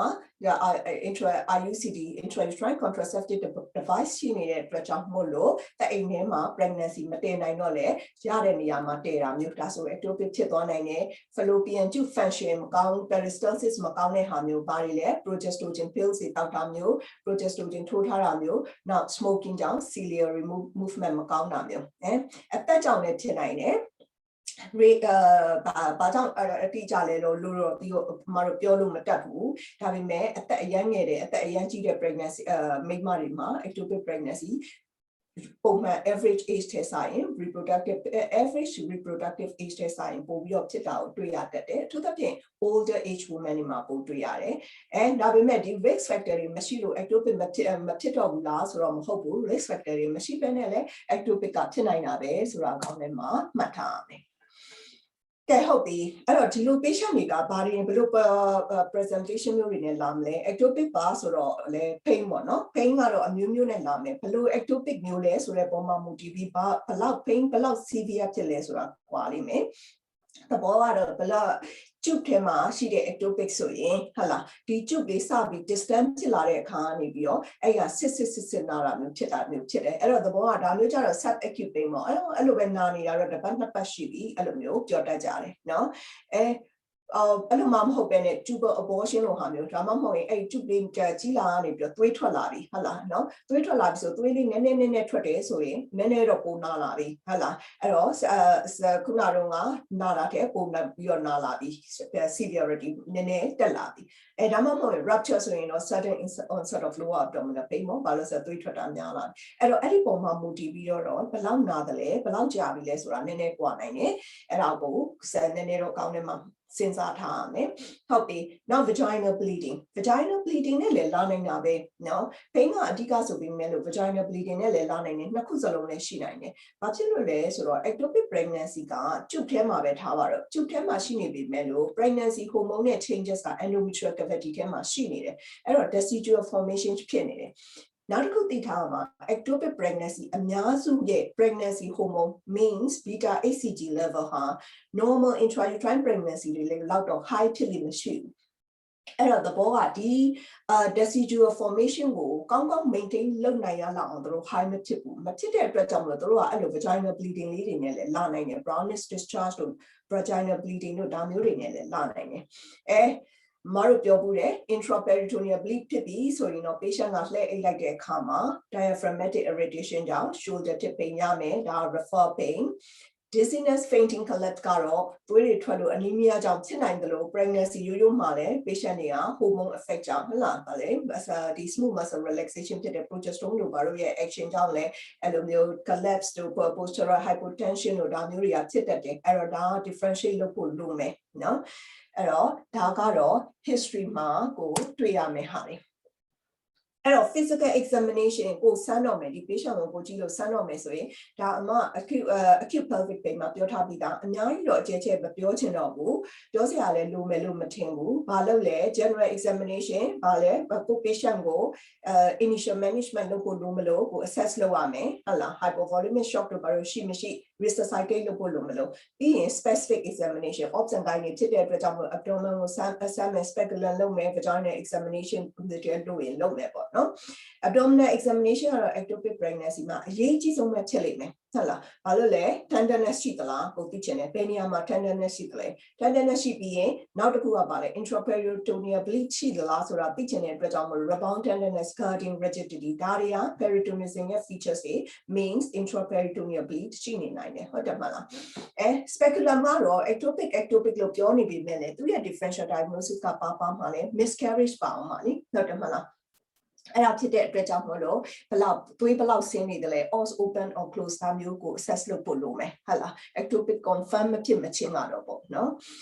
နောက်တစ်ခုကတော့ VE ကိုက ultrasound တွေပါချက်ချင်းမရနိုင်ဘူးဒါမှမဟုတ်ရင်လည်းကို examination ကို complete ဖြစ်ဖို့ဆိုရင်တော့ cervical motion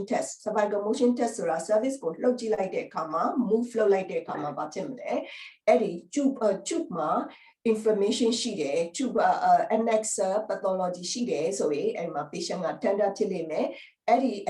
annexer ဘက်မှာ fornix ထဲမှာလည်း tenderness ရှိလိမ့်မယ်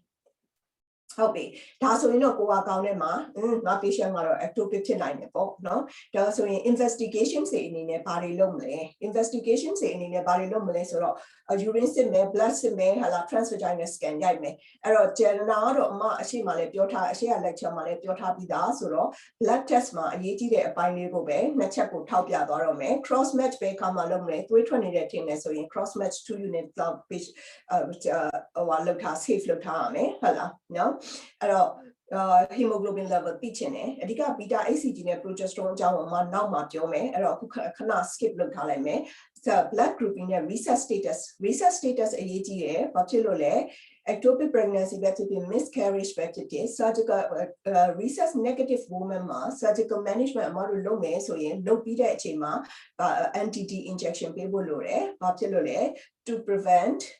hemolytic disease of the newborn in future pregnancy အလောက်ဒီထားရင်ရပြီဟုတ်ပြီအဲ့တော့ ectopic ကိုဘယ်လို diagnosis လုပ်မလဲပြောခဲ့ဘူးတယ် first line investigation ကတော့ transvaginal ultrasound ပဲ transvaginal ultrasound မှာရိုက်လိုက်ရင် ectopic ရဲ့ features တွေကဘာတွေ့ရမလဲဆိုတော့ပထမဆုံးအများဆုံးတွေ့ရတာကတော့ empty uterus ပဲ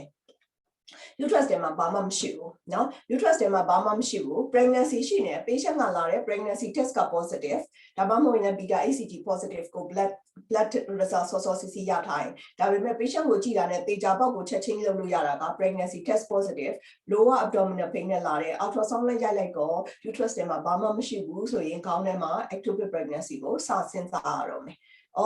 တကယ်လို့များ ectopic ကကိုကကန်ကောင်းတယ်ဒါပေမဲ့ကိုကန်ကောင်းရင် patient ကကန်ဆိုးနေပြီပဲ annexer ကိုကန်ကောင်းလို့ annexer mass တွေ့တယ် annexer mass ဆိုတာဗာလဲ uterus ဘေးနားမှာ mass လေးတွေ့တယ်သဘောကတော့ဒီ ectopic ကကြီးလို့เนาะ big enough ဖြစ်လို့ကို ultrasound မှာတွေ့တာအဲ့ဒါဆိုရင်တော့ဒါ annexer mass ectopic ပဲပေါ့ ectopic ဖြစ်နိုင်တယ်ဒါပေမဲ့လည်း annexer mass တိုင်းက ectopic တော့မဟုတ်ဘူးပေါ့နော်အဲ့တော့ကိုကဒါ clinically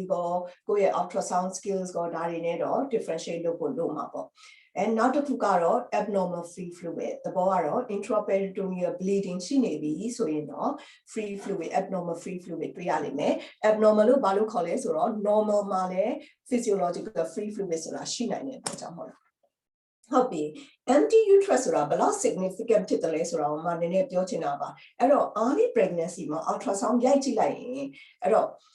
အမတို့ early pregnancy ဆိုတော့ ectopic pregnancy ကအများစုအားဖြင့်4-5-6ပတ်4-5-6 weeks လောက်မှာ presentation ကလာကြတာပုံများတယ်เนาะဒီနောက်ပိုင်းမှာလည်းနားနိုင်နေမယ်အဲ့ဒီအပိုင်းတွေမှာ presentation လာတာပုံများတယ်အဲ့တော့ pregnancy ဟာစောနေသေးတဲ့အတွက်ကြောင့်မလို့အမတို့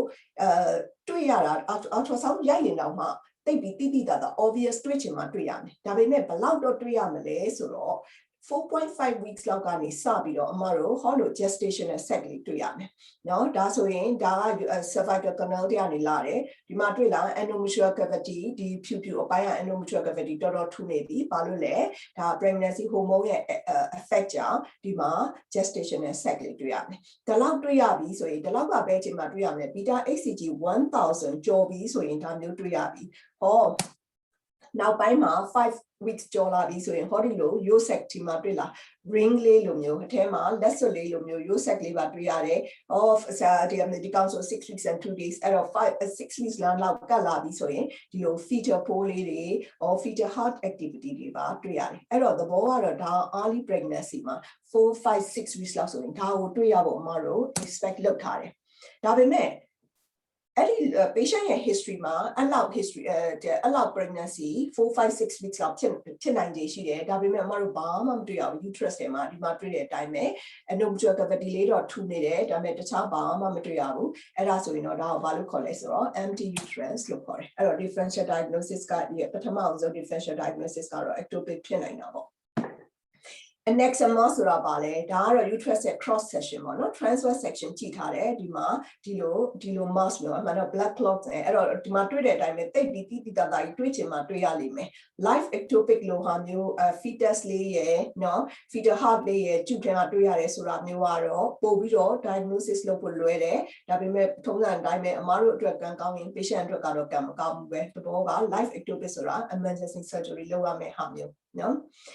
ဟုတ်ပြီအဲ့တော့ free fluid abnormal free fluid ဆိုတာပါလေဒီမှာကြည့်ဒီဟာ typical ground glass appearance လို့ခေါ်တယ်သဘောကတော့ဒါဟာအထဲမှာသွေးထွက်နေပြီအဲ့တော့ဒါမျိုးဆိုရင်တော့ခွဲပြီးတော့ပဲအမြန်ဆုံးနော်ဟုတ်ပြီအခုအမတို့ကဘာတွေသိသွားပြီလဲဆိုတော့နော် ectopic pregnancy နော် ectopic pregnancy ဆိုရင်အမတို့ history physical examination မှာဘာတွေလုပ်ရမလဲဟုတ်လားနော် emergency လို့မလားနော်ဒါတွေကို assess လုပ်ပြီးသွားပြီကဲဟုတ်ပြီကို patient ကနော်ခုနကတော့လို့bleeding တွေဘာတွေတော့မရှိဘူးသဘောကဆိုတော့ချက်ချင်းခွဲဖို့တော့မလိုဘူးဒါပေမဲ့ ultrasound ရိုက်ကြည့်လိုက်တဲ့အခါကျတော့ ultrasound မှာလည်းကိုဘာမှလည်းမတွေ့ရဘူး uterus ထဲမှာဘာမှမတွေ့ရဆိုတော့ uterus ထဲမှာလည်းဘာမှမတွေ့ရဘူးเนาะအဲ့ဒါဆိုရင်မတို့ဘာကိုထပ်ပြီးဘာဆက်လုပ်လို့ပို့လို့မလဲဘာဆက်လုပ်ဖို့လိုမလဲဆိုတော့အဓိကကတော့ serum beta hcg ပဲအဲ့တော့ blood ပေါ့နော် blood မှာ serum beta hcg ဟာအရင် significant အရေးကြီးတယ် role အဖြစ်ဒီ ectopic pregnancy manage လုပ်တဲ့အခါမှာဘာလို့လဲဆိုတော့ ectopic pregnancy လို့သာအမတို့ကပြောနေတာအခုအချိန်ကြီးကဒါ ectopic ပါသိကြပါတယ်လို့ပြောလို့မရသေးတဲ့ case တွေကအများကြီးဥပမာခုနအမပေးလိုက်တဲ့ example လို့ပဲ pregnancy test positive ဖြစ်တယ် ultrasound ဘိုက်ကနာတယ်လို့ပြောတယ် ultrasound ရိုက်ကြည့်တယ် empty uterus ဒါပေမဲ့ခွဲစရာလိုသလားဆိုတော့ခွဲစရာတော့မလိုသေးဘူးအဲမှာသွေးတွေပါလည်းမထွက်သေးဘူးကိုဘာတခုပဲ pregnancy ရတာဘယ်နေရာမှာရှိတယ်လဲဆိုတာကိုမတို့မသိသေးတာအဲ့ဒါမျိုး pregnancy test positive ဖြစ်ပြီးတော့ pregnancy ကိုမတွေ့သေးတာမျိုးကို PUL လို့ခေါ်တယ် pregnancy of unknown locationအဲ့တော့ differential diagnosis ကတော့ ectopic pregnancy ပဲပေါ့သဘောကတော့အမတို့ ectopic သေးလို့ ultrasound မှာမတွေ့ရသေးတာဖြစ်နိုင်တယ်လို့ကိုယ့်အနေကို ultrasound မှာ miss ဖြစ်နေတာလည်းဖြစ်နိုင်တယ်အဲ့တော့ beta hcg ကဘယ်လိုအသုံးဝင်တယ်လဲဆိုတော့ beta hcg ကိုအဲ့ဒီနေ့မှာဖောက်နော်ပြီးတော့48 hours မှာအဲ့တော့48 hours လောက်မှာထပ်ဖောက်လိုက်တဲ့အခါမျိုးမှာ beta hcg အတက်အကျပေါ်မှာမူတည်ပြီးတော့အမတို့မှန်းလို့ရတယ် information ရတယ်ဘယ်လိုလဲဆိုတော့ဥပမာ beta hcg ကတက်လာတယ်48 hours မှာတက်တာ more than 63% တက်လာတယ်သဘောကတော့ကွယ်ပထမရက်မှာဖောက်လိုက်တယ်500 international unit 48 hours မှာထပ်ဖောက်လိုက်တဲ့အခါကျတော့1200ဖြစ်သွားတယ်သဘောကဒါ more than 60% တက်သွားပြီအဲ့ဒါမျိုးဆိုရင်ဒီ pregnancy က likely developing intrauterine pregnancy သဘောကတော့ normal intrauterine pregnancy ongoing pregnancy ဖြစ်ဖို့များသွားပြီဒါပေမဲ့လည်းအဲ့လိုတက်တိုင်း ectopic မဟုတ်ဘူးလို့တော့ပြောလို့မရသေးဘူးเนาะဒါပြောချင်တဲ့သဘောက intrauterine pregnancy ဖြစ်ဖို့ chance ကတော့များသွားပြီဒါပေမဲ့ ectopic ကိုလည်းတော့ဖြစ်နိုင်သေးတယ်အဲ့တော့ဒါကို exclude လုပ်ဖို့အတွက်ဘာလုပ်ရမလဲ transvaginal ultrasound ထပ်ရိုက်ကြည့်ဖို့လုပ်မယ်ဟုတ်လားပထမအဆုံးက empty uterus တွေ့ထားတာအခု beta hcg 1000ကျော်သွားပြီဆိုရင်အမတို့ gestational sac uterus ထဲမှာရှိတဲ့ pregnancy ဆိုရင် gestational sac လောက်တော့တွေ့ဖို့လိုပြီအဲ nice guideline ကတော့1500ကျော်ရင်တော့ transvaginal scan မှာတွေ့ရပြီဆိုတော့အဲ့တော့သဘောကတော့အနည်းဆုံး1000ကျော်ရင် gestational sac ကိုအမတို့စတွေ့ရပြီအဲတချို့ကကြတော့เนาะအဲ့လောက်မတက်ဘူးတက်တော့တက်တယ် beta hcg အဲ့လောက်မတက်ဘူးဥမာ500ကနေပြီးတော့နောက်2ရက်လည်းနေတဲ့အခါကျတော့ဘယ်လောက်တက်သွားလဲ700ကိုတက်သွားတယ်800ကိုတက်သွားတယ်အဲ့တော့တေးကြတယ် less than 50% သူတက်နေတယ်တက်တော့တက်နေတယ်ပုံမှန်ဟောလို့ 63% more than 60% မတက်ဘူးအဲ့ဒါဘာလို့ခေါ်လဲဆိုတော့ suboptimal rise လို့မလို့ခေါ်တယ် suboptimal rise ဆိုတာတက်နေတယ်ဒါပေမဲ့ပုံမှန်တော့မတက်ဘူးเนาะအဲ့ဒါမျိုးကပို့ပြီးတော့ ectopic ဖြစ်ဖို့ chance ကပိုများတယ်ဘာလို့လဲ ectopic pregnancy ဆိုတာအများစုအပြင်ကျုပ်ထဲမှာဖြစ်တာကျုပ်သေးသေးလေးထဲမှာpregnancy ကကောင်းကောင်း grow မဖြစ်နိုင်တဲ့အတွက်ကြောင့်မို့ pregnancy hormone နဲ့ intrauterine pregnancy လောက်တော့မြင့်မတက်တာများတယ်ဒါပေမဲ့ intrauterine pregnancy လောက်နီးတက်တဲ့ ectopic တွေလည်းအမတို့တွေ့ရတယ်အဲ့ဒါတွေကပို့ပြီးတော့ risk များတယ်သဘောကတော့ growing ဖြစ်နေတယ်ကြီးရွယ်ဆိုတဲ့သဘောပဲမတက်ဘူးကြတော့မှကြသွားသေးတယ်နော်ကြာတော့မှဒီ pregnant beta hcg level ကကျသွားတယ်အဲ့လိုကျသွားတဲ့အခါမှာ more than 50% ကျသွားတယ်ဆိုရင်ဒီ pregnancy ဟာဘယ်နေရာမှာပဲရှိနေ shame pregnancy မျိုးမဟုတ်ဘူးเนาะ the shame pregnancy မဟုတ်ဘူးဆိုတာသဘောကတော့ miscarriage ဖြစ်တာဖြစ်ရင်ဖြစ်နေမယ် resolving pregnancy သူကနေသူ resolve ဖြစ်နေတဲ့ pregnancy မျိုးဖြစ်နေမယ် pregnancy is unlikely to continue ပေါ့เนาะအဲ့တော့ beta HCG ကအဲ့ဒီလို significance ဖြစ်တယ်เนาะအဲ့တော့ beta HCG ကတကယ်တမ်း ectopic pregnancy or pregnancy of unknown location ဆိုတဲ့ management မှာအရင်အသုံးကျတယ်ဟုတ်ပြီ progesterone serum progesterone ပေါ့နော် serum progesterone ကကြတော့ဒီလောက် beta HCG လောက်တော့ significant မဖြစ်ဘူးဒါကြောင့်မို့ UK မှာတော့တချို့ unit တွေမှာတော့ဒါကိုဖောက်ကြတယ်ဒီ blood test ကိုလုပ်ကြတယ်တချို့ unit တွေမှာတော့မလုပ်ဘူးstudy လေးတွေရှိတယ် models လေးတွေရှိတယ်ဒီဟာကိုဘယ်လိုအသုံးပြုရမလဲဆိုတာဒါပေမဲ့ဒီလောက်ကြီးတော့ significant role beta HCG လောက်တော့မရှိလှဘူးဒါပေမဲ့တချို့ case တွေမှာတော့ဒီ pregnancy of unknown location ပဲတချို့ case တွေမှာတော့ beta HCG နဲ့တွဲပြီးတော့အမတို့အသုံးချနိုင်တယ်ဥပမာ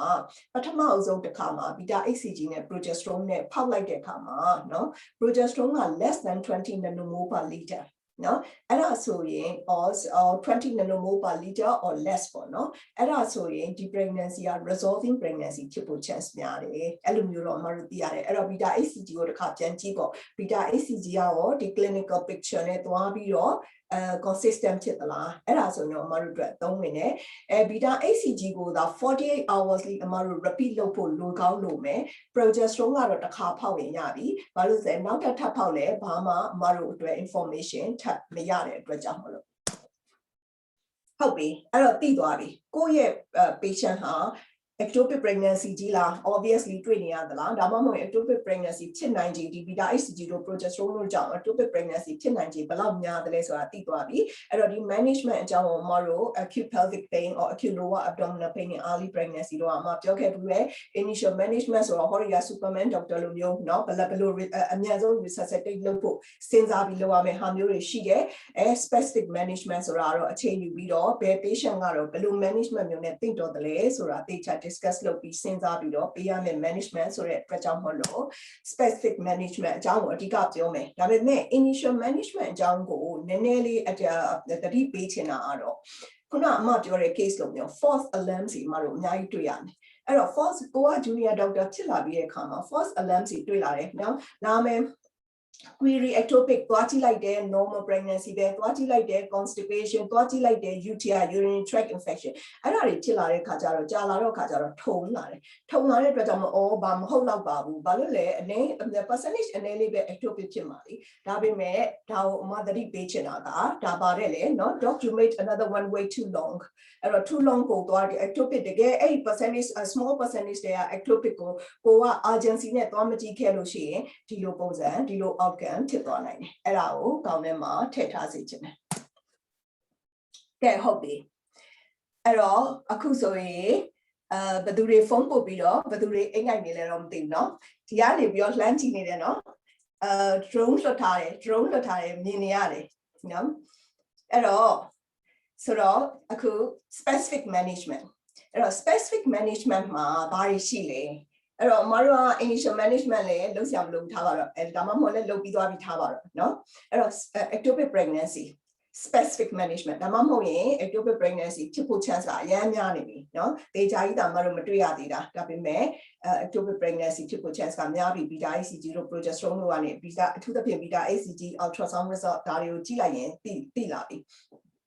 ဒါမှမဟုတ်လည်း anexamos တွေ့ထားတယ်အဲ့တော့ obvious ectopic pregnancy ပေါ့နော်အဲ့ဒါဆိုရင်ဘယ်လို manage လုပ်မလဲ ectopic pregnancy ရဲ့ management မှာဒီသုံးခု expected management ရှိမယ် medical management ရှိမယ် surgical management ရှိမယ်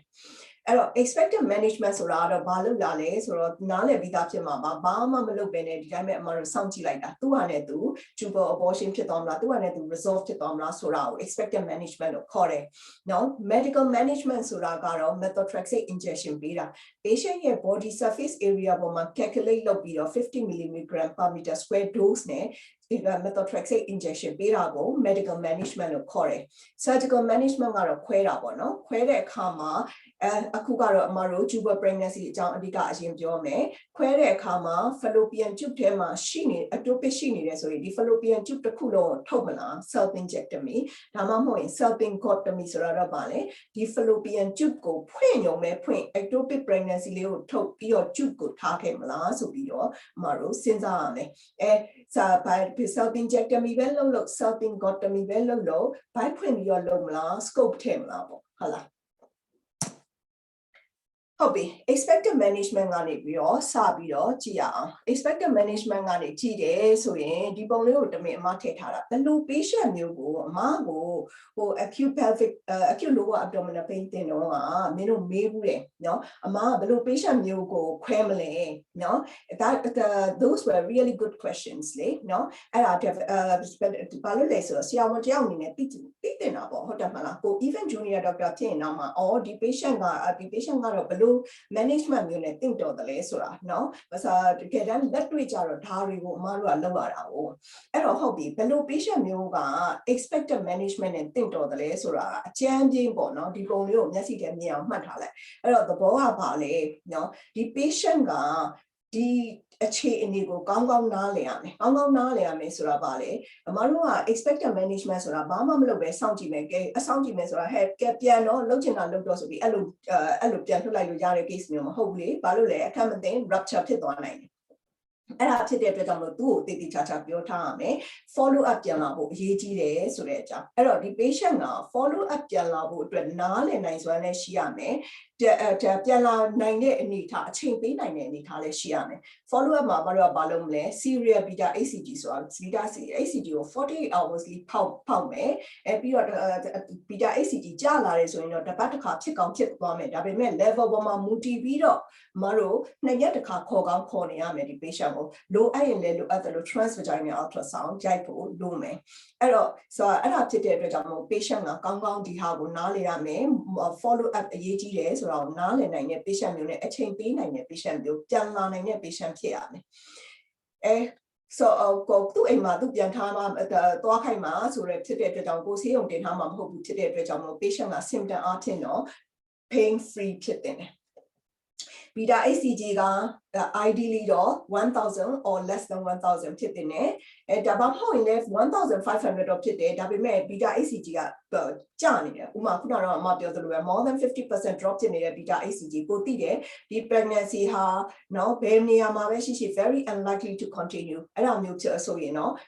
patient ကလည်း very stable pain free ဒါမျိုးဆိုရင်တော့ကို expected management ကိုစဉ်းစားမယ်နော်ultrasound မှာလည်း anastomosis တွေ့ရတယ်ပဲထားပါတော့เนาะ anastomosis တွေ့ရရင်တော့မတို့ expected management ထားဖို့တော်တော် reluctant ဖြစ်ပါတယ်ဒါပေမဲ့ theoretically အဖြစ်တော့ less than 35 mm ဆိုရင်တော့เนาะ fetus လည်းမတွေ့ရဘူး heartbeat လည်းမရှိဘူး means life ectopic မဟုတ်ဘူးเนาะအထဲမှာ bleeding လည်းမရှိဘူးဒါမျိုးတွေဆိုရင်တော့တဲ့ expected management ကို offer လုပ်တယ်မတို့ offer လုပ်ပါတယ် expected management နဲ့15% လောက်ကတော့ resolve လုပ်ဖြစ်သွားတာမျိုးရှိတယ် ectopic pregnancy မှာဟုတ်ပြီ medical management ကိုဘယ်လိုခါမျိုးမှာပေးမလဲเนาะအဲ့တော့ medical management ဆိုတော့အဓိကကတော့ဒီမှာတွေ့တဲ့အတိုင်းပဲ injection ပဲဟုတ်လားเนาะ methotrexate injection methotrexate ဆိုတာဘာလဲဆိုတာတခြား specialty တွေမှာလည်းကြားဘူးမှာပါเนาะ methotrexate ဆိုတာ folate antagonist အဲ့တော့ DNA synthesis ကို rapidly proliferating cells တွေမှာသူကသွားပြီး inhibit လုပ်တာအဲ့တော့သူကအဓိက rapidly proliferating cells တွေကို affect ဖြစ်တဲ့See, hello. အဲ့ဒါဖြစ်တဲ့အတွက်ကြောင့်မလို့ဒီ trophoblastic cells တွေမှာသူကသွားပြီးတော့ဒီ cells တွေရဲ့ကိုသွားပြီး inhibit လုပ်လိုက်တာတခြား specialty တွေမှာတော့ methotrexate ကကြာသုံးရပြီမယ်မတို့စီမှာတော့ one dose လောက်ဆိုရင်အများစုကလုံလောက်တယ်ဒီ ectopic pregnancy ကို manage လုပ်ဖို့နေရဆိုတော့မှာ one dose လောက်လုံလောက်တယ်အဲ့ဒီ one dose ပေးပြီးတော့မတို့ beta HCG နဲ့ monitor လုပ်တယ်ဥပမာဆိုရင် day 0 2 4 7 ပြီးရင် weekly အဲ့ရနေဘလောက်ထိရုံ monitor လုပ်ရလဲဆိုတော့ beta HCG level less than 20 international unit per liter လောက်အထိ monitor လုပ်တယ်သဘောကတော့ဒီ treatment ကတခါတည်းထိုးပြီးတော့ပြီးသွားတဲ့ဟာမျိုးတော့မဟုတ်ဘူးနှစ်ရက်တစ်ခါ beta HCG ပြန်စစ်ရတယ်ကြာလာတယ်ကိုကတေချာတယ်ဆိုရင်တစ်ပတ်တစ်ခါကိုရောက်သွားတယ်နောက်ဆုံးအဲ့တော့သဘောက weeks အပတ်ပေါင်းများစွာကြာနိုင်တယ်နော်ဒီ medical management ကတကယ်လို့အဲ့လိုပြန် beta HCG ပြန်စစ်လို့ခါမှာနော်ပြန်စစ်လို့ခါမှာတချို့က beta HCG ကအကျတဲ့လောက်မကျဘူးအထူးသဖြင့် less than 15% လောက်တော့မကျဘူး9ရက်နေပြီးတဲ့အခါမှာတချို့ကနည်းနည်းတော့တက်ချင်ဖြစ်လာတယ်တချို့ကလုံးဝမကျဘူးအဲ့နားလေးပဲတန်းနေတယ်ဒါဆိုရင်တော့ second dose ပေးဖို့လိုနိုင်တယ်အဲ့တော့ဒါကတော့ methotrexate injection ပေါ့နော် medical managementဟုတ်ပြီအဲ့တော့ medical management နဲ့ expected management လို့ပဲเนาะဆေးထိုးထားပြီးဆိုပြီးတော့စိတ်ချလက်ချပြန်လွှတ်လိုက်လို့မရအောင်ပြန်တော့လွှတ်မှာပဲ patient ကိုဒီလောက်အပတ်ပေါင်းများစွာဆေးရုံပေါ်မှာတင်ထားလို့မှမရတာပြန်တော့လွှတ်ရမှာပဲအဲ့တော့ပြန်လွှတ်လိုက်တဲ့အခါမှာเนาะသူ့ကိုနားလည်အောင်ပြောလိုက်ရမယ် follow up ကအရေးကြီးတယ် regular follow up အရေးကြီးတယ်ဆိုတာဒီလိုပြန်ခုနကတော့အမပြောတဲ့ patient လိုမျိုးပဲပြန်နားလည်နိုင်တဲ့ patient ပြန်လာနိုင်တဲ့ patient မျိုးပဲဖြစ်ရမယ်အချိန်ပေးနိုင်တဲ့ patient မျိုးဖြစ်ရမယ်နော်အဲ့တော့ဘာဖြစ်လို့လဲ methotrexate ပေးထားပြီးမယ်လို့လဲ tubal rupture ဆိုတာဖြစ်နိုင်သေးတယ် tubal abortion ဆိုတာဖြစ်နိုင်သေးတယ်နော်ဒါကြောင့်မို့ reflex symptoms ပြောရမယ် reflex symptoms ဆိုတာအဓိကတော့ pain ပါပဲနော်နေ pain severe ဖြစ်ရင်တော့ဖုန်းဆက်ပြန်လာခဲ့ ultrasound ရိုက်ကြည့်ဖို့လိုမယ်ဒါမျိုးပေါ့နော်ဘာဖြစ်လို့လဲ ectopic ပေးထားပြီးမယ်လေ sorry methotrexate ပေးထားပြီးမယ်လေအဲ့ methotrexate ထဲက20 to 25% လောက်ကတော့ emergency surgery လုပ်ရနိုင်တယ်နော်အဲ့တော့ methotrexate ပေးထားခြင်းအပြင် success rate ဘယ်လောက်ရှိသလဲ success rate ကတော့အကြမ်းများဖြင့် 80% လောက်မှတ်ထားရင်ရတယ်ပြီးတော့ဒီမှာတော့65 to 82% လောက်မှပေးထားတယ်ဘာလို့လဲဆိုတော့unit တစ်ခုနဲ့တစ်ခု selection criteria ပေါ်မှာမူတည်တယ်။တချို့ unit တွေကတော့ methotrexate ကို beta HCG နည်းနည်း high ဖြစ်နေရမှာပေးတယ်။အဲ့တော့သဘောကတော့ beta HCG high ပို high ဖြစ်လေ fail ဖြစ်ဖို့ chance ကများလေ။အဲ့တော့ methotrexate injection or medical management ကို beta HCG နည်းနည်းနဲ့ပေးလေ success ဖြစ်ဖို့ chance ကများလေပဲပေါ့နော်။အဲ့တော့ကို unit ရဲ့ selection criteria ပေါ်မှာမူတည်ပြီးတော့အဲ့ဒီ success rate လေးနည်းနည်းကွာနိုင်တယ်ဒါပေမဲ့အကြမ်းမြင့် 80% လောက် success ဖြစ်တယ်လို့မှတ်ထားရင် medical management အတွက်မှတ်ထားရင်ရပါတယ်ဟုတ်ပြီဒါကိုလည်းအမကိုမေးခဲ့တဲ့မိကုန်းတွေထဲမှာပါတယ်ဗာလဲ medical management ဘယ်တော့ဘယ်လိုအခါမျိုးမှာပေးမလဲတဲ့ဒါပေါ့နော်အရင် that's again very good question ဟုတ်လားဘယ်လိုလူမျိုးတွေမှာပေးမလဲဆိုတော့ဒီပုံလေးကိုမှတ်မိစေချင်တယ်နော်ဗာလဲဆိုတော့ surgery ရှောင်ကျင်တဲ့လူမျိုးတွေမှာမတို့ပေးမယ်ဟုတ်လား surgery အကြောင်းမျိုးကြောင့်ရှောင်ကျင်တဲ့လူမျိုးတွေမှာပေးမယ်ဘယ်လိုဟာမျိုးလဲ patient ကအရင်တော့လည်း ectopic ဖြစ်ဘူးတယ်အဲ့တော့ fallopian tube တစ်ခုထုတ်ထားတယ်အဲ့တော့အခုဒီမှာဒီတစ်ခါ fallopian tube တစ်ဖက်ပဲကျန်တယ်ဒါပေမဲ့ unfortunately အဲ့ဒီဖက်မှာ ectopic ဖြစ်နေတယ်နော်အဲ့ဒီဖက်မှာ ectopic ဖြစ်နေတယ်သူလည်းကလေးထပ်လို့ခြင်းနေတယ်အဲ့လိုအခါမျိုးမှာ medical management ကိုမတို့စဉ်းစားပေးမယ်ပဲပြောတယ်နော်အဲ့လိုဖြစ်တာနဲ့ medical management ပေးမယ်လို့အတိအကျပြောလို့တော့မရဘူး medical management ပေးဖို့အတွက် selection criteria ရှိနေတယ်patient တချို့ patient တွေကတော့ surgery လို့လုံးဝကိုမလုပ်ချင်ပါဘူး anesthesia ပေးပြီးပြန်ပြီးတော့မနိုးမှာကြောက်ပါတယ်အဲ့လိုမျိုးပေါ့နော်အကြောင်းမျိုးရှိမယ်တချို့ patient တွေကတော့ medical comorbidities တွေကြောင့်ဒီ surgery လုပ်ရတာသူတို့အတွက် risk ပိုများတယ်အဲ့ဒါဖြစ်တဲ့အတွက်ကြောင့်မို့လို့ medical management ပေးလို့ရရင်သူတို့ medical management ကိုဦးစားပေးပြီးတော့စဉ်းစားပေးမယ်နောက်တစ်ခုကတော့ persistent trophoblastic disease ဆိုတာတော့အများစုအပြင်ဘယ်ခါမှာဖြစ်လိမ့်ရှိလဲဆိုတော့ ectopic pregnancy ခုနကတော့အမတို့ပြောတဲ့ salpingotomy နော်tube ကိုဖွင့်တယ် tube ထဲမှာ pregnancy ဖြစ်နေတယ် ectopic ဖြစ်နေတယ် tube ကိုဖွင့်တယ် pregnancy လေးကြီးပဲထုတ်သွားတယ် tube ချမ်းခဲ့တယ်အဲ့ခါမှာဖြစ်နိုင်တဲ့ complication တစ်ခုကဘာလဲဆိုတော့ persistent trophoblastic disease ဆိုတာဖြစ်နိုင်တယ်။သဘောကဒီထုတ်လာတဲ့ pregnancy tissue အကုန်မဖြစ်ဘူးမျက်စိနဲ့ပဲမြင်ရသလောက်ပဲမတို့ကထုတ်လို့ရတာလေ။အဲ့တော့ကြံတဲ့အပိုင်းကဆက်ပြီး grow ဖြစ်နေတယ်။အဲ့တော့ beta HCG တွေဆက်တက်နေတယ်။အဲ့လိုအခါမျိုးမှာတစ်ခါလဲခွဲထားပြီးသားဖြစ်တဲ့အတွက်ကြောင့်မို့ဖြစ်နိုင်ရင်တော့နောက်တစ်ခါထပ်ခွဲဖို့တတ်နိုင်သမျှရှောင်ကျင်တယ်။ဒါကြောင့်မို့အဲ့ဒီအချိန်မှာ methotrexate ကိုဦးစားပေးပြီးတော့medical management ကိုဦးစားပေးပြီးတော့စဉ်းစားပေးတယ်ဟုတ်ပြီဆိုတော့ selection criteria selection criteria history ma pain take the lam so physical examination ma tenderness the lam shi the water tema သွေး မထွက်နေအောင်ပေါ့နော် beta hcg ဖြစ်နိုင် less than 1500 or ultrasound ကြည့်လိုက်တဲ့အခါမှာ anaximosis က less than 35 mm ဖြစ်ရမယ် live ectopic တော့မဖြစ်ရဘူးနောက်တစ်ခုအရေးကြီးတာခုနောက်ပိုင်းမှာ heterotopic တွေနဲ့တွဲပြီးတော့တွေ့ရတယ်ဆိုတော့သဘောက tube ထဲမှာ pregnancy တစ်ခုရှိတယ် intrauterine pregnancy ရှိတယ်အဲ့ဒါကိုကိုက methotrexate သွားပေးလိုက်တဲ့အခါကျတော့ intrauterine pregnancy ကိုသူ့အမေကလိုချင်အောင်ပါလေအဲ့တော့ intrauterine pregnancy မှာဒုက္ခရောက်သွားမှာဖြစ်တဲ့အတွက်ကြောင့်မလို့ intrauterine pregnancy ရှိနေတဲ့ case မျိုးကိုတော့ methotrexate ပေးလို့မရဘူးအဲ့တော့ methotrexate ကိုဘယ်အခါမှာမပေးဘူးလေဘယ်အခါမှာမပေးဘူးလေဆိုတော့ဒါကိုနားလည်ရင်ကို patient ကို side effect ဘာတွေရှိလဲဆိုတာပြောရတာကိုပို့ပြီးတော့နားလည်သွားလိမ့်မယ်အဲ့တော့ဒီ liver တို့ kidney တို့ normal မဟုတ်ရင်မတို့မပေးဘူးဒါကြောင့်မို့ methotrexate ပေးခံပြီဆိုရင်မတို့ဘာလုပ်လဲအရင်ဆုံး patient ကို liver function kidney function ဒီ hemoglobin white cell count platelet count ဒါတွေအကုန် check လုပ်တယ်ဟောဒီ side effect တွေကြောင့်ဟုတ်လားနော်ဘာလို့လဲ liver kidney toxicity ဖြစ်လာမယ် abnormal ဖြစ်ရင်နော်ဒီ liver kidney function abnormal ဖြစ်ရင် methotrexate toxicity ဖြစ်ဖို့ရှိတယ် hematological disorders ငကိုတွေကရှိရင် patient မှာဘာဖြစ်လာမလဲ pancytopenia တွေဘာတွေဖြစ်မယ်ငကိုတွေက infection ရှိနေတဲ့ patient ကို methotrexate ပေးရင်သူ infection ပိုဆိုးသွားမယ် immunodeficiency ရှိရင် obviously ဟုတ်တယ်မလား breastfeeding ကလေးစီသွားမှာဖြစ်တဲ့အတွက်ကြောင့် methotrexate မပေးသင့်ဘူးနောက်တစ်ခုကတော့တခြား antifolate drug သဘောက UTI ကြောင့် trimethoprim တောက်ထားတယ်နော် trimethoprim တောက်ထားတယ်ဆိုရင်ဒီ methotrexate ကလည်း antifolate ဒီ trimethoprim ကလည်း antifolate ဖြစ်တဲ့အတွက်ကြောင့်အဲ့နှစ်ခုကိုတွဲပေးလိုက်တဲ့အခါမှာမဖြစ်ရင်တော့ကောင်းပါရဲ့ဘာဖြစ်နိုင်တယ်လဲဆိုတော့ဒီ synthesis မှာဒီ DNA synthesis ပေါ့နော် purine pyrimidine ဒီဟာတွေအမတယ်မင်းတို့ကပုံမှတ်မိမှာပါအဲ့ဒီ synthesis မှာ two level blockage at least two level blockage ဖြစ်သွားတဲ့အခါမှာဘာဖြစ်လာနိုင်လဲ pancytopenia တို့ဘာလို့ပို့ပြီးတော့ဖြစ်ဖို့ chance ကပိုများလာတယ်ပေါ့နော်အဲ့တော့ဒီလိုလူမျိုးတွေမှာမပေးရဘူးပြီးတော့အမတို့အရှိမပြောသွားတဲ့ criteria တွေနဲ့ fit in မဖြစ်တဲ့လူတွေမှာပေးလို့မရဘူး sorry အဲ့တော့ဟုတ်ပြီဒါဆိုရင် patient ကို methotrexate ပေးခံနေမှာဒီအချက်တွေအရေးကြီးတယ်ဒါတွေကနေတူပါအမတို့ patient ကိုပြောရမယ်အချက်တွေ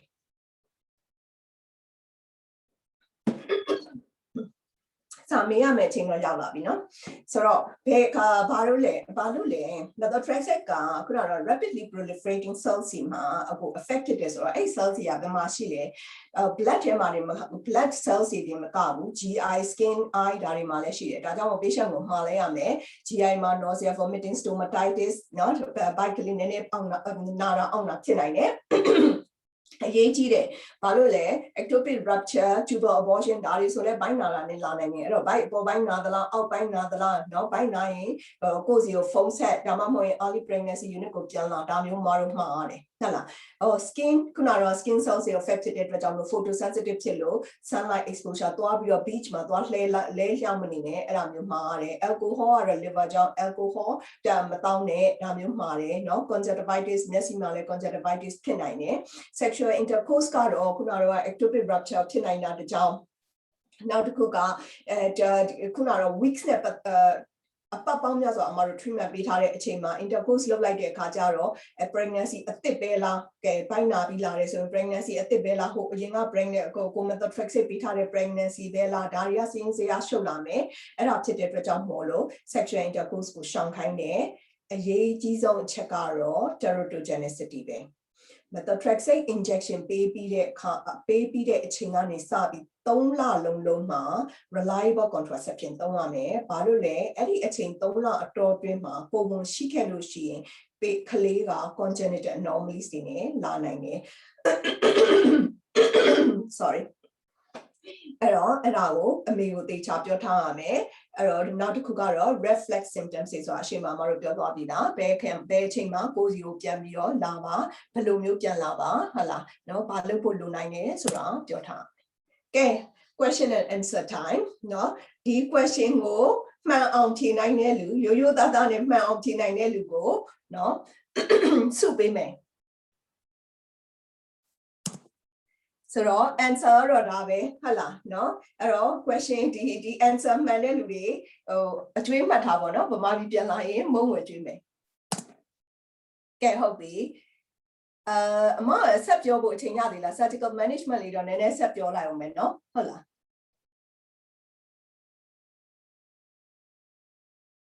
Hello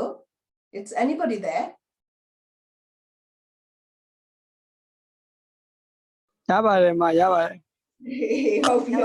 yes မ ဟုတ်ပြီဟုတ်ပြီအဲ့တော့ surgical management အဲ့တော့ surgical management မှာဘာရှိမလဲခုနအမတို့ပြောသွားတဲ့အထက်မှာ sorry surgical management မှာ fallopian tube ထုတ်မလားဒါမှမဟုတ်ရင် fallopian tube မှာ incision လေးပေးပြီးတော့ ectopic ထုတ်မလားဟုတ်လားပြောသွားပြီးသားဘယ်လိုအခါမျိုးမှာဒီဘယ်သူtube ထုတ်မလဲဘယ်သူကိုtube ဖွင့်မလဲပေါ့နော်အဲ့တော့အများစုအဖြစ်တော့ self injectomy tube ထုတ်တာနော် patient မှာ fertility risk factor ဆိုဆိုရွာရွာမရှိအမတို့ tube ထုတ်တာပဲအဲ့တော့သဘောကတော့ patient တော်တော်များများကတော့ tube ထုတ်တာနဲ့ပဲအဆုံးသတ်လိမ့်မယ်ပေါ့နော်အဲ့တော့ဘယ်လိုကမျိုးမှာ tube ကိုဖွင့်ပြီးတော့အဲ့ဒီ tube ကိုထားခဲ့မလဲဆိုတော့ fertility risk factor သဘောကတော့ကိုယ်ရဖို့မလွယ်တဲ့လူတွေဒီ tube ကိုမထုတ်ခင်မှာအဲ့ဒီ ectopic ရှိတဲ့ tube ကိုမထုတ်ခင်မှာမတို့က contralateral tube ကို check လုပ်ရတယ်အဲ့ဒီ contralateral tube က healthy ဖြစ်နေတယ်ဆိုရင်အဲ့ဒီ tube ကိုထုတ်တယ်အဲ့ဒီ contralateral tube ကို check လုပ်လိုက်တဲ့အခါမှာ clubbing ဖြစ်နေတာတို့ဘာလို့ဒါမျိုးဖြစ်နေတယ်ဆိုရင်တော့အဲ့ဒီ tube ကိုထားခဲ့ရမှာပေါ့အဲ့တော့အဲ့လိုမျိုး tube ကိုထားခဲ့တဲ့အခါမှာဘာဖြစ်တာတွေ့ရလဲဆိုတော့9ယောက် self injectomy လုပ်တဲ့ patient 9ယောက်မှာတစ်ယောက်ကနောက်ထပ် treatment တစ်ခုလိုလေးရှိတယ်နောက်ထပ် treatment ဆိုတာ methotrexate ဖြစ်ချင်လည်းဖြစ်မယ်နောက်ထပ် surgery ဖြစ်ချင်လည်းဖြစ်မယ်အဲ့ဒီ self injectomy ကိုကလည်း procedure itself ကိုက bleeding တွေဖြစ်နိုင်တယ်နော်ဖြစ်နိုင်တဲ့အတွက်ကြောင့်မို့လို့အဲ့ဒီလုပ်နေတဲ့အချိန်မှာပဲ self injectomy လုပ်ဖို့ရည်ရွယ်ပေမဲ့ self injectomy ဖြစ်သွားတာမျိုးရှိနိုင်တယ် bleeding ကြောင့်တခါကျတော့လုံတုံးကတော့ self injectomy ပဲ water ကိုပြန်ရောက်လာတယ်ပြီးတော့မှ bleeding နဲ့ theater တွေကိုပြန်ဝင်ရတယ်ဒါမျိုးလည်းရှိနိုင်တယ်နော်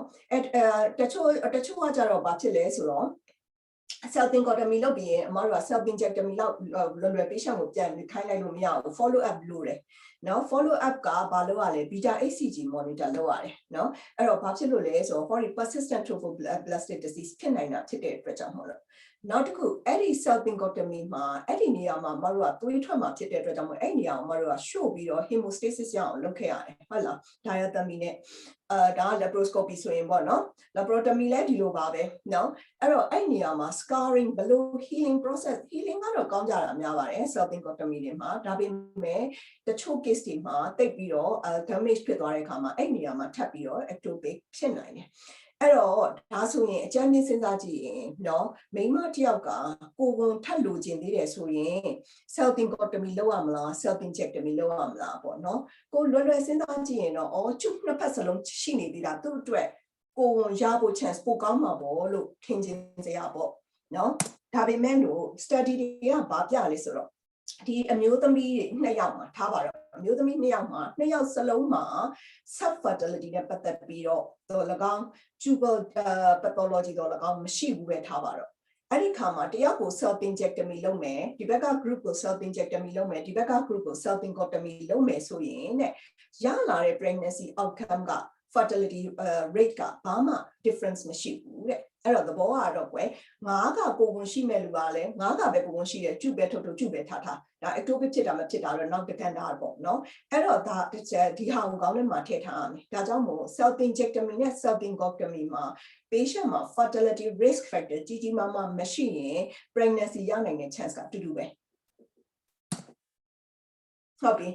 laparoscopy လုပ်မလား laparotomy လုပ်မလား laparoscopy ကတော့ mainstay of treatment ပဲဖြစ်တယ်ဘာလို့လဲ less pain ဟာလားနာတာတက်တာတယ်သွေးထွက်တာတက်တာတယ် operation time တက်တာတယ်ဆေးရုံမှာနေရတာတက်တာတယ်ပြီးတော့ရက်ပိုင်းလေးအတွင်းမှာ recovery ပြန်ဖြစ်သွားတယ်ဒါဖြစ်တဲ့အတွက်ကြောင့်မလို့ laparoscopy ကအဓိကဖြစ်တယ် laparotomy ကတော့အရန်ကြီးcompromise ဖြစ်နေတဲ့ patient တွေလောက်ပဲလုပ်ဖို့သင့်တယ်ဒါပေမဲ့လည်းကိုက laparotomy ကိုပိုတန်တဲ့ surgeon ဆိုရင်တော့ laparotomy ပဲလုပ်သင့်တယ်အဲ့ဒါမှ patient အတွက်ပိုပြီးတော့ better outcome ရမှာပေါ့နော်ဟုတ်ပြီ laparoscopic self injectomy ဒီမှာ ectopic pregnancy ဟောဒီ self injectomy ဆိုတော့ဟောဒီ cornu နေရာလေးနားလေးကနေကပ်ပြီးတော့အမတို့ဖြတ်ထုတ်လိုက်တာ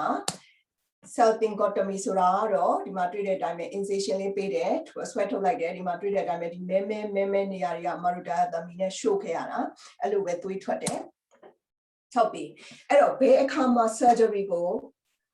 surgery first line အနေနဲ့စဉ်းစားပြီးမလဲเนาะခုနကတော့လို့ပြန်မလာနိုင်တဲ့ patient တွေဒါမှမဟုတ်ရင် ectopic ကြီးတဲ့ patient တွေလွယ်လေးပဲဟုတ်တယ်မလားပြန်မလာနိုင်တဲ့ patient တွေ ectopic ကြီးတဲ့ patient တွေ beta HCG များနေတဲ့ patient တွေသွေးထွက်နေတဲ့ patient တွေ live ectopic တွေပေါ့ဒါတွေအကုန်လုံးကအဲ့တော့ဒီမှာတွေ့တဲ့အတိုင်းပဲ beta HCG is equal or more than 5000ဟုတ်လားနော် live ectopic ဆိုတာ live ectopic ဆိုတာ visible fetal heartbeat အဲ့လိုအခါမျိုးတွေမှာ surgery လုပ်မယ်ဟုတ်ပြီအဲ့တော့အခုကျွန်တော်တို့ပြောသွားတဲ့အထက်မှာ tubal ectopic အကြောင်းတော့တော်တော်ဆုံးသွားပြီတခြား ectopic အကြောင်းလေးနည်းနည်းလေးတွေ touch လုပ်သွားမယ်နော်ဒီမှာက cesarean sections က ectopic နဲ့ cervical ectopic သူတို့က tubal ectopic နဲ့တော့နည်းနည်းကွာမယ်ဘာလို့လဲဆိုတော့သူတို့ကအဓိက bleeding နဲ့လာတာများတယ် painless vaginal bleeding diagnosis ကတော့ ultrasound နဲ့ပဲအဓိကသွားတာပဲတခါတလေ MRI လုပ်နိုင်တယ် cervical scar ectopic ကတော့ cesarean sections scar ectopic ကတော့ cesarean section scar ကို ultrasound မှာတွေ့ရလိမ့်မယ် transvaginal scan မှာတွေ့ရလိမ့်မယ်transvaginal scan မှာ cervical ectopic ကတော့ barrel shaped cervix ဆိုတာကတော့ဒီ cervix ကနည်းနည်းလေးဖောင်းလာတာပေါ့ဘာလို့လဲ cervix ထဲမှာ pregnancy ရှိနေတဲ့အတွက်ကြောင့် barrel shaped cervix မျိုးတွေ့ရနိုင်တယ် gestational sac က internal os level ရဲ့အောက်မှာပဲရှိမယ်နော်အဲ့ဒါမျိုးပေါ့ management အားဖြင့်နှစ်ခုစလုံးကတော့ medical management ကို surgical management ကိုလုပ်လို့ရတယ် medical management ကတူတူပဲအရှိမပြောသွားတယ် methotrexate ကိုပဲဒီ dose ပဲဒီလိုပုံစံမျိုးနဲ့ပဲ monitor လုပ်ပြီးတော့ပေးတာပဲ surgical management ကတော့တူမှာမဟုတ်ဘူးဘာလို့လဲဆိုတော့သူတို့ကတော့ဒီ uterus ထဲမှာဖြစ်နေတာဖြစ်တဲ့အတွက်ကြောင့်မို့သူတို့ကို surgery လုပ်မယ်ဆိုတော့ဘာနဲ့လုပ်လဲ suction curettage လုပ်တယ်တစ်ခါတလေအမတို့ hysteroscopy နဲ့လုပ်တယ်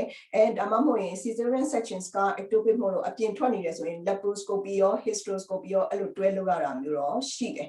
ဒါပေမဲ့ဒီမှာကြည့်နော်အရင်တော့အမတို့ cesarean sections က ectopic နဲ့ cervical ectopic ကိုနှစ်ခုစလုံးကိုသဘောတရားချင်းတူတူတော့ပဲအမတို့ manage လုပ်ကြတာများတယ်ဒါပေမဲ့နောက်ပိုင်း study ကဘာထွက်လာလဲဆိုတော့ cervical ectopic ကြတော့ medical management ကိုပို့ပြီးတော့ medical management ကပို့ပြီး outcome ပိုကောင်းတယ်တဲ့နော် surgical management ကကြတော့ failure rate များတယ်လို့တွေ့ရတယ်။ဘာကြောင့်လဲဆိုတာကတော့အဓိကကတော့သူ့ရဲ့ anatomy နဲ့ပဲဆိုင်မယ်လို့ပဲယူဆရတာပေါ့နော်။အဲ့တော့ဒါကြောင့်မို့ surgical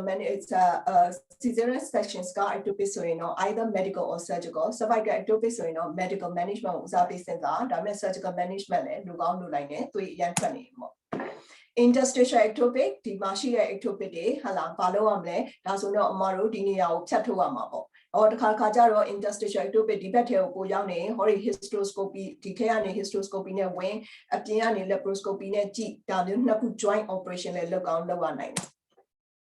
အဲ့တော့ interstitial ectopic ကိုဘယ်လို diagnosis လုပ်မလဲဆိုတော့ transvaginal ultrasound မှာ interstitial line sign ဆိုတာရှိတယ်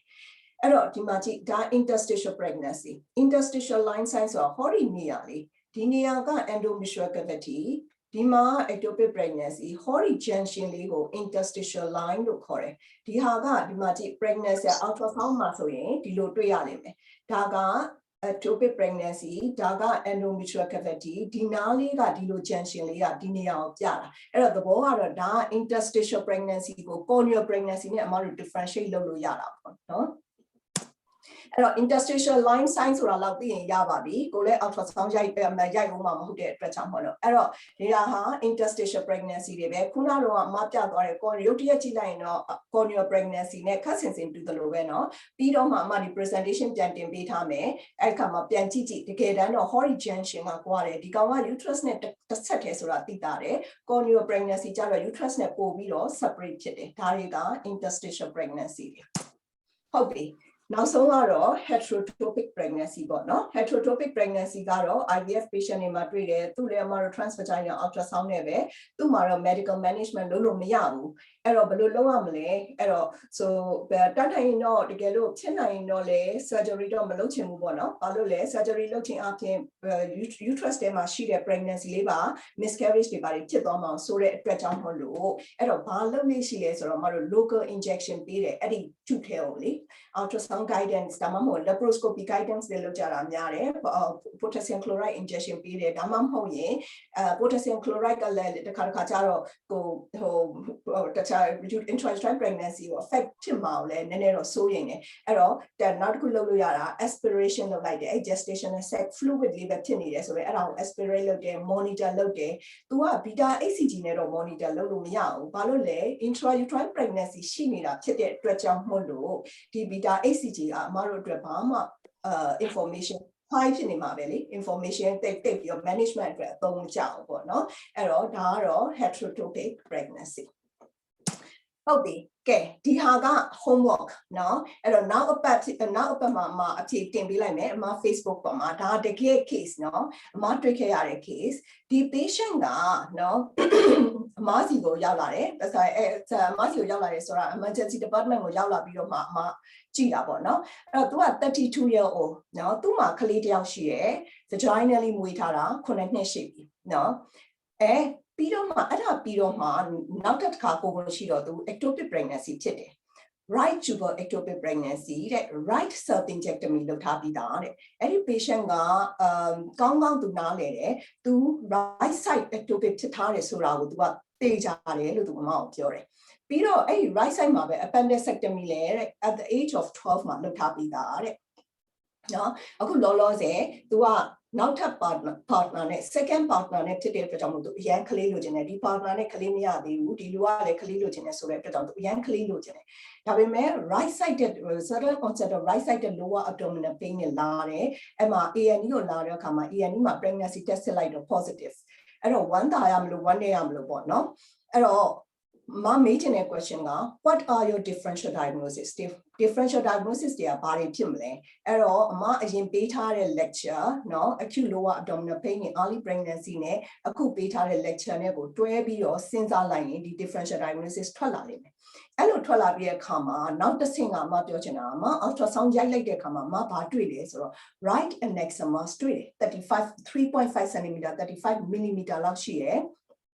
free fluid လည်းရှိတယ်သဘောကခွဲရတော့မယ်เนาะအဲ့တော့ခွဲရတော့မယ် right annexum mass အဲ့တော့သဘောက right annexum mass ဆိုတော့ ectopic pregnancy ဖြစ်နိုင်တာပေါ့ free fluid လည်းရှိရဆိုတော့ ectopic ဖြစ်ဖို့ chance ကတော်တော်ကိုများနေပြီဟုတ်တယ်မလားကို live fetus တာမတွေ့ရတာရှိတယ်အဲ့တော့ဒါပေမဲ့ right side မှာပဲအဲ့တော့ patient ကလည်းသိကြတယ်သူက right self inject ကျုပ်တော့မ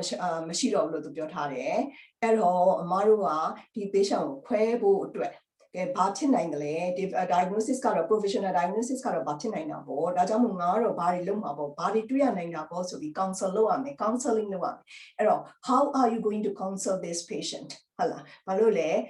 မတို့တွေ့နေတာ right side မှာเนาะ patient ကလည်း right ကျမရှိတော့ဘူးလို့ပြောထားတယ်အဲ့တော့ကဲအခြေကိုနောက်အပတ်မှာ Facebook ပေါ်မှာတင်ပေးလိုက်မယ်ဟုတ်လားကဲကျေးဇူးအများကြီးတင်ပါတယ်ထုံးစံအတိုင်းအမပြောတာတွေကတော့အများကြီးပဲဘာမေးစရာရှိသေးလဲမသိဘူး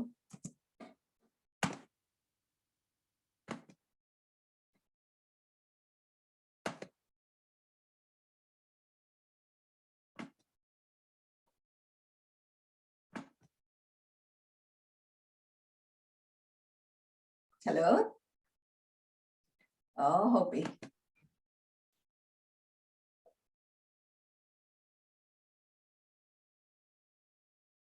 မေးခွန်းရှိတဲ့လူကအမကိုဟိုလုပ်ပြီး unmute လုပ်ပြီးမေးလိုက်ပါလားเนาะ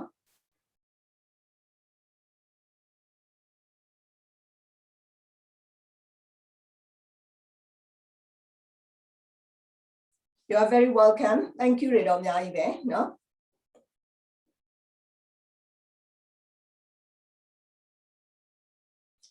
medical management အမ computer ဘာမှလို့ဖတ်လို့မရအောင်ဖြစ်နေတယ် why should patient avoid sunlight exposure during methotrexate treatment တဲ့အဲ့ဒါကတော့ခုနကတော့လို့လေ skin ကအမပြောထားရမှာလားဒီ methotrexate က actively proliferating cells တွေကို affect ဖြစ်တယ်အဲ့တော့ skin က cells ကလည်း actively proliferate ဖြစ်တယ်ဟုတ်တယ်မလားအမတို့က skin မှာ all cells တွေကတစ်ချိန်လုံး shed ဖြစ်နေတာလေဟုတ်တယ်မလားကြီးတွန်းရင်ကြီးတွေထွက်လာတယ်ဟုတ်တယ်မလားအဲ့လိုမျိုးပဲအဲ့တော့အဲ့ဒီမှာ तू ကသွားပြီးတော့အဲ့ဒီ cells တွေကိုလည်း affect ဖြစ်တဲ့အတွက်ကြောင့်မို့လို့ sunlight ဖြစ်တဲ့အခါမှာ तू photosensitive ဖြစ်ပြီးတော့ burn ရတယ် no cells ရာလေအဲ့ဒါကြောင့်မို့ sunlight exposure ကိုပြောင်းလာ what type of ectopic pregnancy could be found in advanced gestation အဲ့ဒါကတော့ intra-abdominal pregnancy လို့ဟာမျိုးကိုတွေ့ရမှာဆိုတော့ intra-abdominal pregnancy အကြောင်းတော့မတို့သိမပြောလိုက်နိုင်ဘူးတွေ့ရခဲပါတယ်ဒါပေမဲ့ intra-abdominal pregnancy တွေ့ဘူးတဲ့နော်အဲ့ peritoneum မှာသွားပြီးတော့ placenta ကအများစုအပြင်ဘာဖြစ်လာလဲဆိုတော့လေ tube rupture ဖြစ်သွားပြီးတော့အဲ့ဒီ rupture ကသွေးတစ်လောက်မထွက်ဘဲနဲ့ patient ကဆေးရုံမရောက်လာတာလည်းဖြစ်မှာပေါ့နော်အဲ့ဒီ pregnancy ကအပြင်ထွက်ကျသွားပြီးတော့အပြင်က peritoneum တို့omentum တို့စဘာဝဆိုမှာသွားပြီးတော့ဆက် grow ဖြစ်နေတာအဲ့ဒါမျိုးဆိုရင်တော့တော်တော် pregnancy တော်တော်ကြီးမှတွေ့ရတတ်တယ်အဲ့ဒါမျိုးမှဖြစ်နိုင်တယ်What can we do for ectopic pregnancy other than induced abortion? Okay.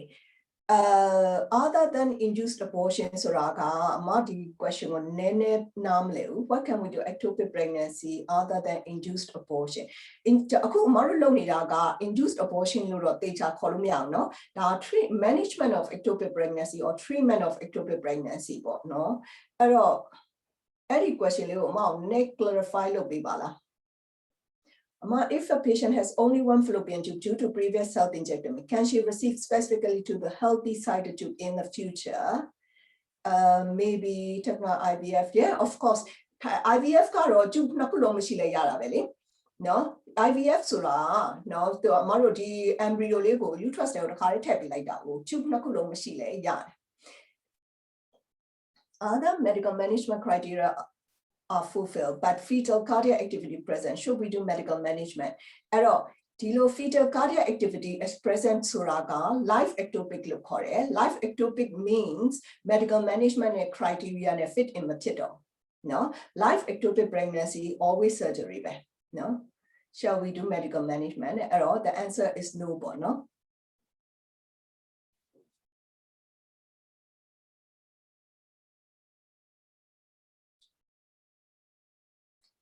So feel motivated just hearing your voice. Thank you so much. No, Amale edi loမျိုးပဲအားပေးချင်ပါတယ်เนาะတတ်နိုင်သလားเนาะဆိုတော့အမတို့ဘက်ကတတ်နိုင်သလားဝိုင်းလုပ်ကြမယ်ဟုတ်လားကိုဘက်ကလည်းအမြဲတမ်းအမပြောမှုပါတယ်เนาะကိုရဲ့ knowledge ကိုဖြည့်ထားပါဘယ်တော့မှအချိန်ဆိုတာအတိုင်းအတာတစ်ခုပဲအချိန်ဆိုတာအတိုင်းအတာတစ်ခုပဲတစ်ချိန်မှာရလာတဲ့ opportunity ဟာကိုအတွက်မလွတ်တမ်းဆုတ်ကန်လိုက်တဲ့အခါမှာသူများတွေနဲ့တိတ်ပြီးကြွားတော့မှာမဟုတ်ပါဘူးเนาะ How to test for sorry မကြည့်ရအောင်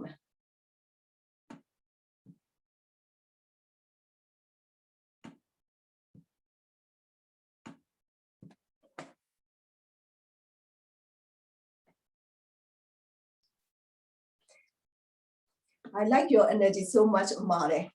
Any comment, my junior doctor says, Maya tete. No, Rado Martine, among anyone dilum hopu, Malay, Marte go Tigo, Meiji, Mino Tilime, Amaga, Malo, Tolone, who blew your Timolo yoke, no, in Wasari.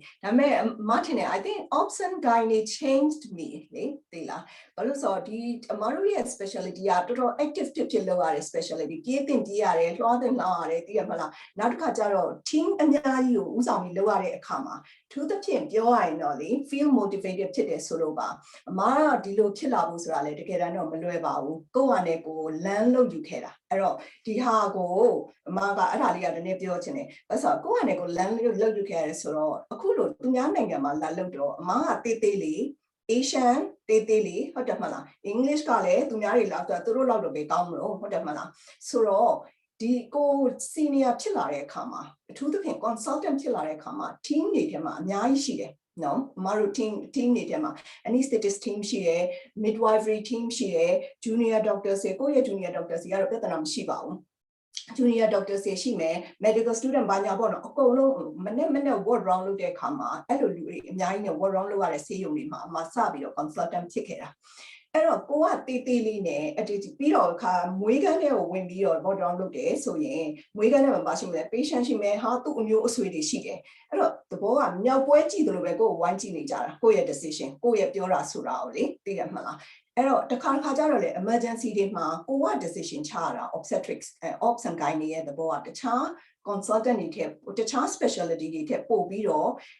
ဘယ်လိုပြောမလဲ timely decision ကိုချဖို့လိုတယ်အချိန်လူပြီးလုပ်နေရတဲ့အခါမျိုးမှာအဲ့တော့အဲ့ဒီခါမျိုးမှာသူများတွေကကိုကတေးသေးလေးဖြစ်တာတကြောင် Asian ဖြစ်တာကြောင်တကြောင်ဖြစ်တဲ့အတွက်ကြောင့်မို့လို့နည်းနည်းတော့test လုပ်ချင်တဲ့အပိုင်းလေးတွေမှာအများကြီးကြုံခဲ့ရပူတာပေါ့နော်အဲ့တော့ you learn from your experience နော်အဲ့တော့ကိုဒီလိုတက်ကြွပြောတတ်ဆိုတတ်ဖြစ်အောင်ကို train လုပ်ခဲ့ရတာပေါ့နော် train လုပ်ခဲ့ရတယ်ဆိုတော့ကိုနားလည်အောင်လုပ်ခဲ့ရတယ်ကိုနားလည်ကြောင်းလေးပြတတ်ရတယ်ဒါမျိုးကအလုပ်ကနေသင်သွားပါလိမ့်မယ်နော်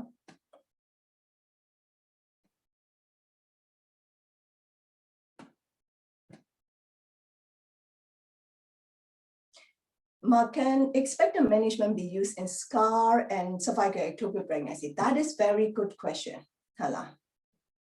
How do you make the question more in Tilaume? 50 milligram per meter square ka adika maternal surface area. No, maternal surface area. Kalim ho, Kalija ro, Arichima, Mara, Trijamana, Priamani. Now, methotrexate period kama adika a mere BMI mono, body mass index for Mamuti Amaru to strata. Expectant management can expectant management be used in scar and cervical ectopic pregnancy? That's a very good question. Hala. Now, tonight no expectant management will don't you know? Hala. Dale expectant management criteria for matamuti scar and scar ectopic damamo cervical ectopic marutine beta ACG let they high tibu damamo beta ACG are dropping more than 50% drop in it so in dog expectant management lulu yabale. I think I would be very itchy to just sit there and wait to be honest. Mata so no yangi titi tata jani beta ACG maho so maho pu so look at a nasal medical management malakara look to me. Look to me.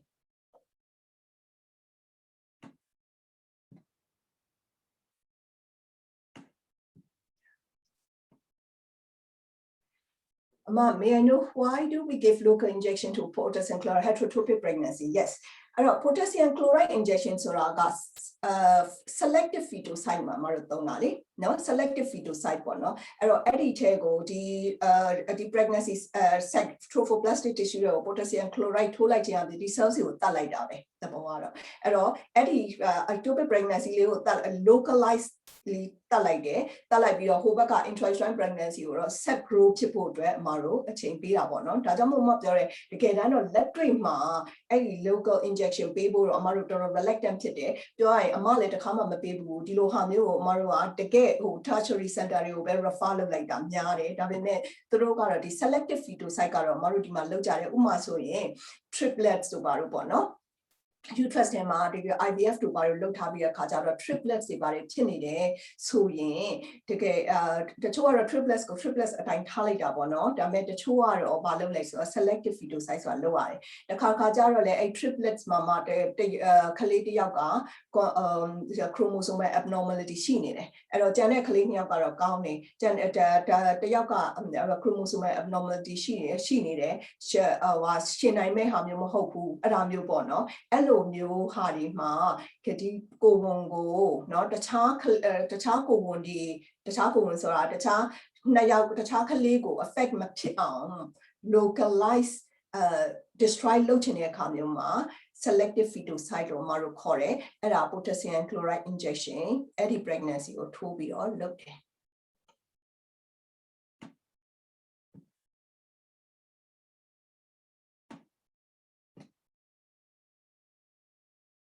In one time, can patient have more than one ectopic pregnancy? That would be a matter of the common between the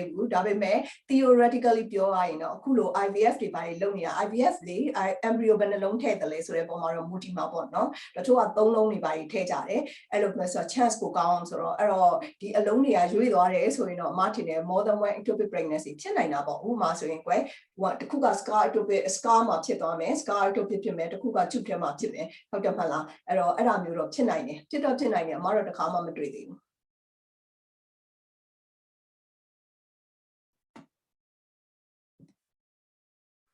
mà lúc đó thì hòa rồi xia rồi mà yeah mà xong cho đó thì ha cái gì này làm hả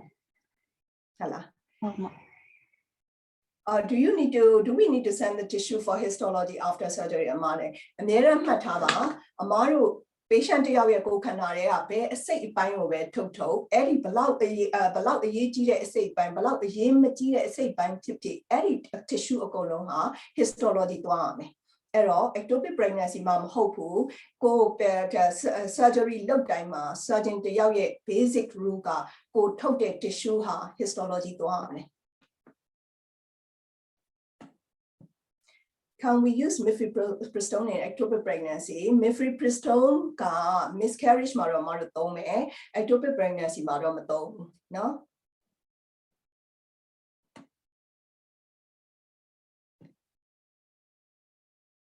Can you kindly explain about outcome of ectopic pregnancy? ဟုတ်ပြီ outcome of ectopic pregnancy ဆိုတော့မတို့ fertility outcome ကိုကတော့เนาะ fertility outcome normal pregnancy တွေအများကြီးရကြတယ် good chance ဘယ်လိုအမတို့ patient ကို counsel လုပ်မလဲဆိုတော့အခု ectopic pregnancy တစ်ခါဖြစ်ဖူးတဲ့အတွက်ကြောင့်မလို့မင်းမှာနောက်တစ်ခါ ectopic ဖြစ်ဖို့ risk ကတော့တခြားသူတွေဆိုင်3ဆလောက်တက်သွားတယ်ဒါကြောင့်မို့ဒါပေမဲ့ဒါဟာကြောက်စရာတော့မဟုတ်ဘူးဘာလို့ဆရာအဓိကသတိထားစရာပဲလို့လေဘယ်လိုသတိထားမှာလဲဆိုတော့နောက်တစ်ခါ pregnancy test positive ဖြစ်ရင် GP general practitioner ဒါမှမဟုတ်ရင် early pregnancy unit ကိုဖုန်းဆက်ပါဒါကတော့ UK မှာပေါ့နော်ဗမာပြည်မှာဆိုရင်တော့နောက်တစ်ခါpregnancy test positive ဖြစ်ရင်ဆရာဝန်ပြပါဘာလို့လဲဆိုတော့ ectopic pregnancy ကို exclude လုပ်စရာလိုမှာမဟုတ်လို့ပြောရမယ်အဲ့ဆို ectopic pregnancy ကိုဘယ်လို exclude လုပ်မလဲ appropriate time မှာ transvaginal ultrasound ရိုက်ဖို့လိုမယ်သဘောကတော့အနည်းဆုံး 6-7 weeks လောက်ဆိုရင်တော့ ultrasound ရိုက်ကြည့်ဖို့လိုမယ်ဘိုင်းမနာဘူးဆိုရင်တကယ်လို့ဘိုင်းနာတယ်ဆိုရင်တော့ဒီထက်တောင်စောစောရိုက်ဖို့လိုမယ်ဆိုပြီးတော့အဲ့ဒါပထမအောင်ဆုံးဒါနောက်ပိုင်း future pregnancy အတွက်ပေါ့နော်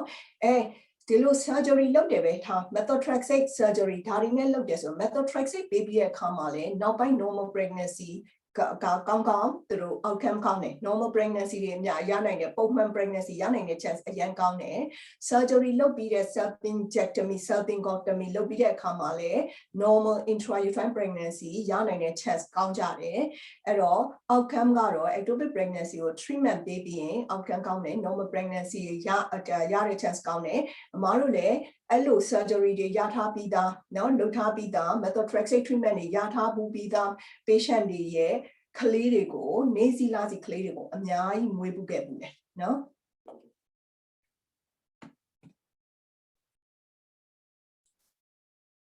Can patient present with both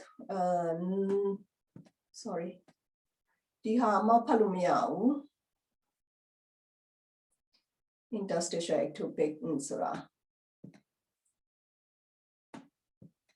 And patient present with both normal pregnancy and ectopic pregnancy ဖြစ်နိုင်တယ်လေဟုတ်တယ်မလားခုနကတော့အမတို့ပြောတယ်လေ heterotopic pregnancy ဆိုတာ ectopic ကတခု normal pregnancy ကတခုတစ်ပြိုင်တည်းဖြစ်တာ IVF patient တွေမှာတွေ့ခဲ့ဘူးတယ် Ovulation occurs at the site where previously self-injectomy was done so it is still difficult to get pregnancy please give any idea ovulation occurs at the site where ဟုတ်တယ်အဲ့ဒါလေSo, you know, right side က tube ကိုထုတ်လိုက်တယ်အဲ့တော့ထားတော့ ovulation ကဒီ right side မှာဖြစ်တယ်ဆိုရင်အဲ့ဒီအချိန်မှာအဲ့ဒီဘက်က ectopic က sorry အဲ့ဒီအချိန်မှာအဲ့ဒီ cycle မှာ pregnancy မရှိမရနိုင်ဘူးလို့မတို့ထင်တာပေါ့နော်ဒါကြောင့်မို့လို့လေခုနကတော့ self injectomy နဲ့ self ingotomy မှာ fertility outcome ဘယ်လိုရှိတယ်လဲဆိုတဲ့ study ကိုသူတို့လုပ်ခဲ့ကြတာဘာလို့လဲ theoretically အဖြစ်နော်tube တစ်ခုကိုထုတ်ထားတယ်အဲ့ဒီဘက်ကဒီ right tube ကိုထုတ်ထားတယ်ဆိုရင် right ovary က ovulate ဖြစ်တဲ့အခါမှာဒီဟာကိုယ်ရနိုင်မှာမလားဟုတ်တယ်မလားရနိုင်ရင်တော့မှဘာလို့လဲ external migration ဆိုတာကြားဘူးလားဒီဘက်က ovary ကနေပြီးတော့ထုတ်လိုက်တဲ့ ovum ကเนาะအကြောင်းတစ်မျိုးမျိုးနဲ့နော်ဟိုဘက်က fallopian tube ကပဲဒီလိုလာပြီးတော့ယူသွားတာပဲဖြစ်ဖြစ်ဒီ ovum ကပဲဒီလိုသွားပြီးတော့ external migration နဲ့သွားတာပဲဖြစ်ဖြစ်pregnancy ရနိုင်တယ် နော် pregnancy ရနိုင်တယ်ဘယ်သူမှတော့မျက်စိနဲ့မတွေ့ခဲ့ရဘူးအဲ့ဒါငကိုကလေးကမတို့ငယ်ငယ်လေးတွေကဒီ theory ကရှိခဲ့တယ်အဲ့ဒါကိုထပ်ပြီး support လုပ်တဲ့အနေနဲ့ဒီ study ရဲ့အမပြောသွားတဲ့ study ရဲ့ outcome ဟုတ်လားနော်ဗါတဲ့လေ self injectomy ပဲလုပ်လို့ self injectomy ပဲလုပ်လို့ငကိုကလေးက fertility risk factor မရှိတဲ့ patient တွေမှာ pregnancy ရနိုင်တဲ့နှုန်းကနည်းမသွားဘူးတူတူလောက်ပဲအဲ့တော့ဒါကတော့အဖြေတိကျဘာကြောင့်မလို့ဖြစ်သွားလဲဆိုတော့အမပြောဘယ်သူမှလည်းပြောလို့တတ်မှာမဟုတ်ဘူးဒါပေမဲ့လို့တေချာတာကတော့ self injectomy လုပ်ပြီးလဲဒီကိုဝင်ရနိုင်တဲ့ chance က self injectomy နဲ့တိတ်မကွာ How do you do cervical excitation if no transvaginal ultrasound will do you diagnose with normal ultra to be honest အမကတော့ transvaginal ultrasound ရိုက်တဲ့လူတွေဖြစ်တဲ့အတွက်ကြောင့်မလို့မcervical excitation ကိုလုပ်မနေဘူးလေအမဆရာမီဆိုတာနဲ့အမ ultrasound ရိုက်လိုက်တာပေါ့နော်အဲ့တော့အမ patient တွေအကုန်လုံးကအမဂိုင်းနေပဲကြည့် early pregnancy ပဲကြည့်အမ patient တွေအကုန်လုံးကတော့အမ ultrasound ရိုက်တယ်အဲ့တော့ပြောရရင်တော့အမအတွက်ကတော့အမ cervical excitation test ဆိုတာမသုံးသလောက်ပဲနော်ဒါပေမဲ့လို့ theoretically ကတော့ main တို့အတွက်ကတော့မာတင်နဲ့အသိထားဖို့လိုမယ်နော်ကဲဟုတ်ပြီ can self-ingotomy be done မှာတဲ့ self ဟုတ်တယ်မှန်တော့အမအဲ့ဒါပြောလို့ self-ingotomy self-ingotomy ဆိုတာကတကယ်တမ်းတော့ self-ingotomy နဲ့တူတူပဲခေါ်ကြတာတကယ်တမ်းတော့နော် self-ingotomy ဆိုတာအဓိကတော့ ostomy ဆိုတဲ့ပါလေအပေါက်ဖွင့်ခဲ့တာပေါ့နော်အပေါက်ဖွင့်ခဲ့တာ self-ingotomy ဆိုတာကတော့ laparotomy လိုပဲဖွင့်ပြီးတော့ပြန်ပိတ်မှာပေါ့ဟုတ်လားဒါအတိအကျပြောရင်တော့အဲ့လိုပဲပေါ့နော်ဒါပေမဲ့တကယ်တမ်းတော့ရောပြီးတော့ခေါ်ကြတာပါအဲ့တော့ဒီ tube ကို self-ingotomy လုပ်တဲ့အခါမှာလည်းနှစ်မျိုးတော့ရှိတယ်နော် tube ကိုဖွင့်လိုက်တယ်ဖွင့်ပြီး ectopic ကိုထုတ်လိုက်တယ်ထုတ်လိုက်ပြီးတဲ့အခါမှာဒီ tube ကိုထားခဲ့တယ်အဲ့တော့သဘောကဖွင့်ပြီးတော့ထားခဲ့တယ်ဒီဟာနော်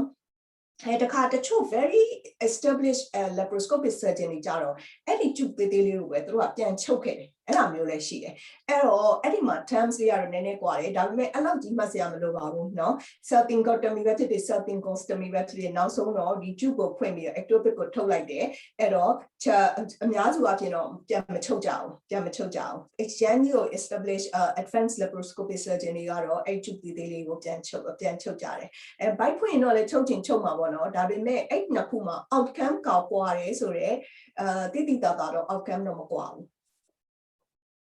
Is there any cases that hysterectomy needed to be done in ectopic pregnancy ရှိတယ်ဥပမာခုနကတော့ conjugal ectopic လိုဟာမျိုး conjugal ectopic rupture ဖြစ်သွားတယ်ဆိုရင်တော့ hysterectomy လို့သွားနိုင်တာပေါ့နော်ကဲဟုတ်ပြီမတင်နေမေကွန်းတော်တော်များများတော့ဖြည့်ပြီးသွားပြီဆိုတော့မတို့နောက်လူလည်းရှိတဲ့အတွက်ကြောင့်မလို့ let's say goodbye နော်အဲ့တော့ thank you very much အဲ့တော့အမကိုအကုန်လုံးတက်ကြွမေးကြတဲ့အတွက်လည်းကျေးဇူးအများကြီးတင်တယ်နားထောင်ပေးတဲ့အတွက်လည်းကျေးဇူးအများကြီးတင်တယ်ဒီ case ရဲ့အဖြေလေးကိုအမတနည်းတစ်ဖုံနဲ့တော့အမ Facebook ပေါ်မှာတင်ပေးလိုက်မယ်အဲ့တော့ so hopefully see you next timeကျေးဇူးတင်ပါတယ်မဟုတ်ပြီကျေးဇူးပါ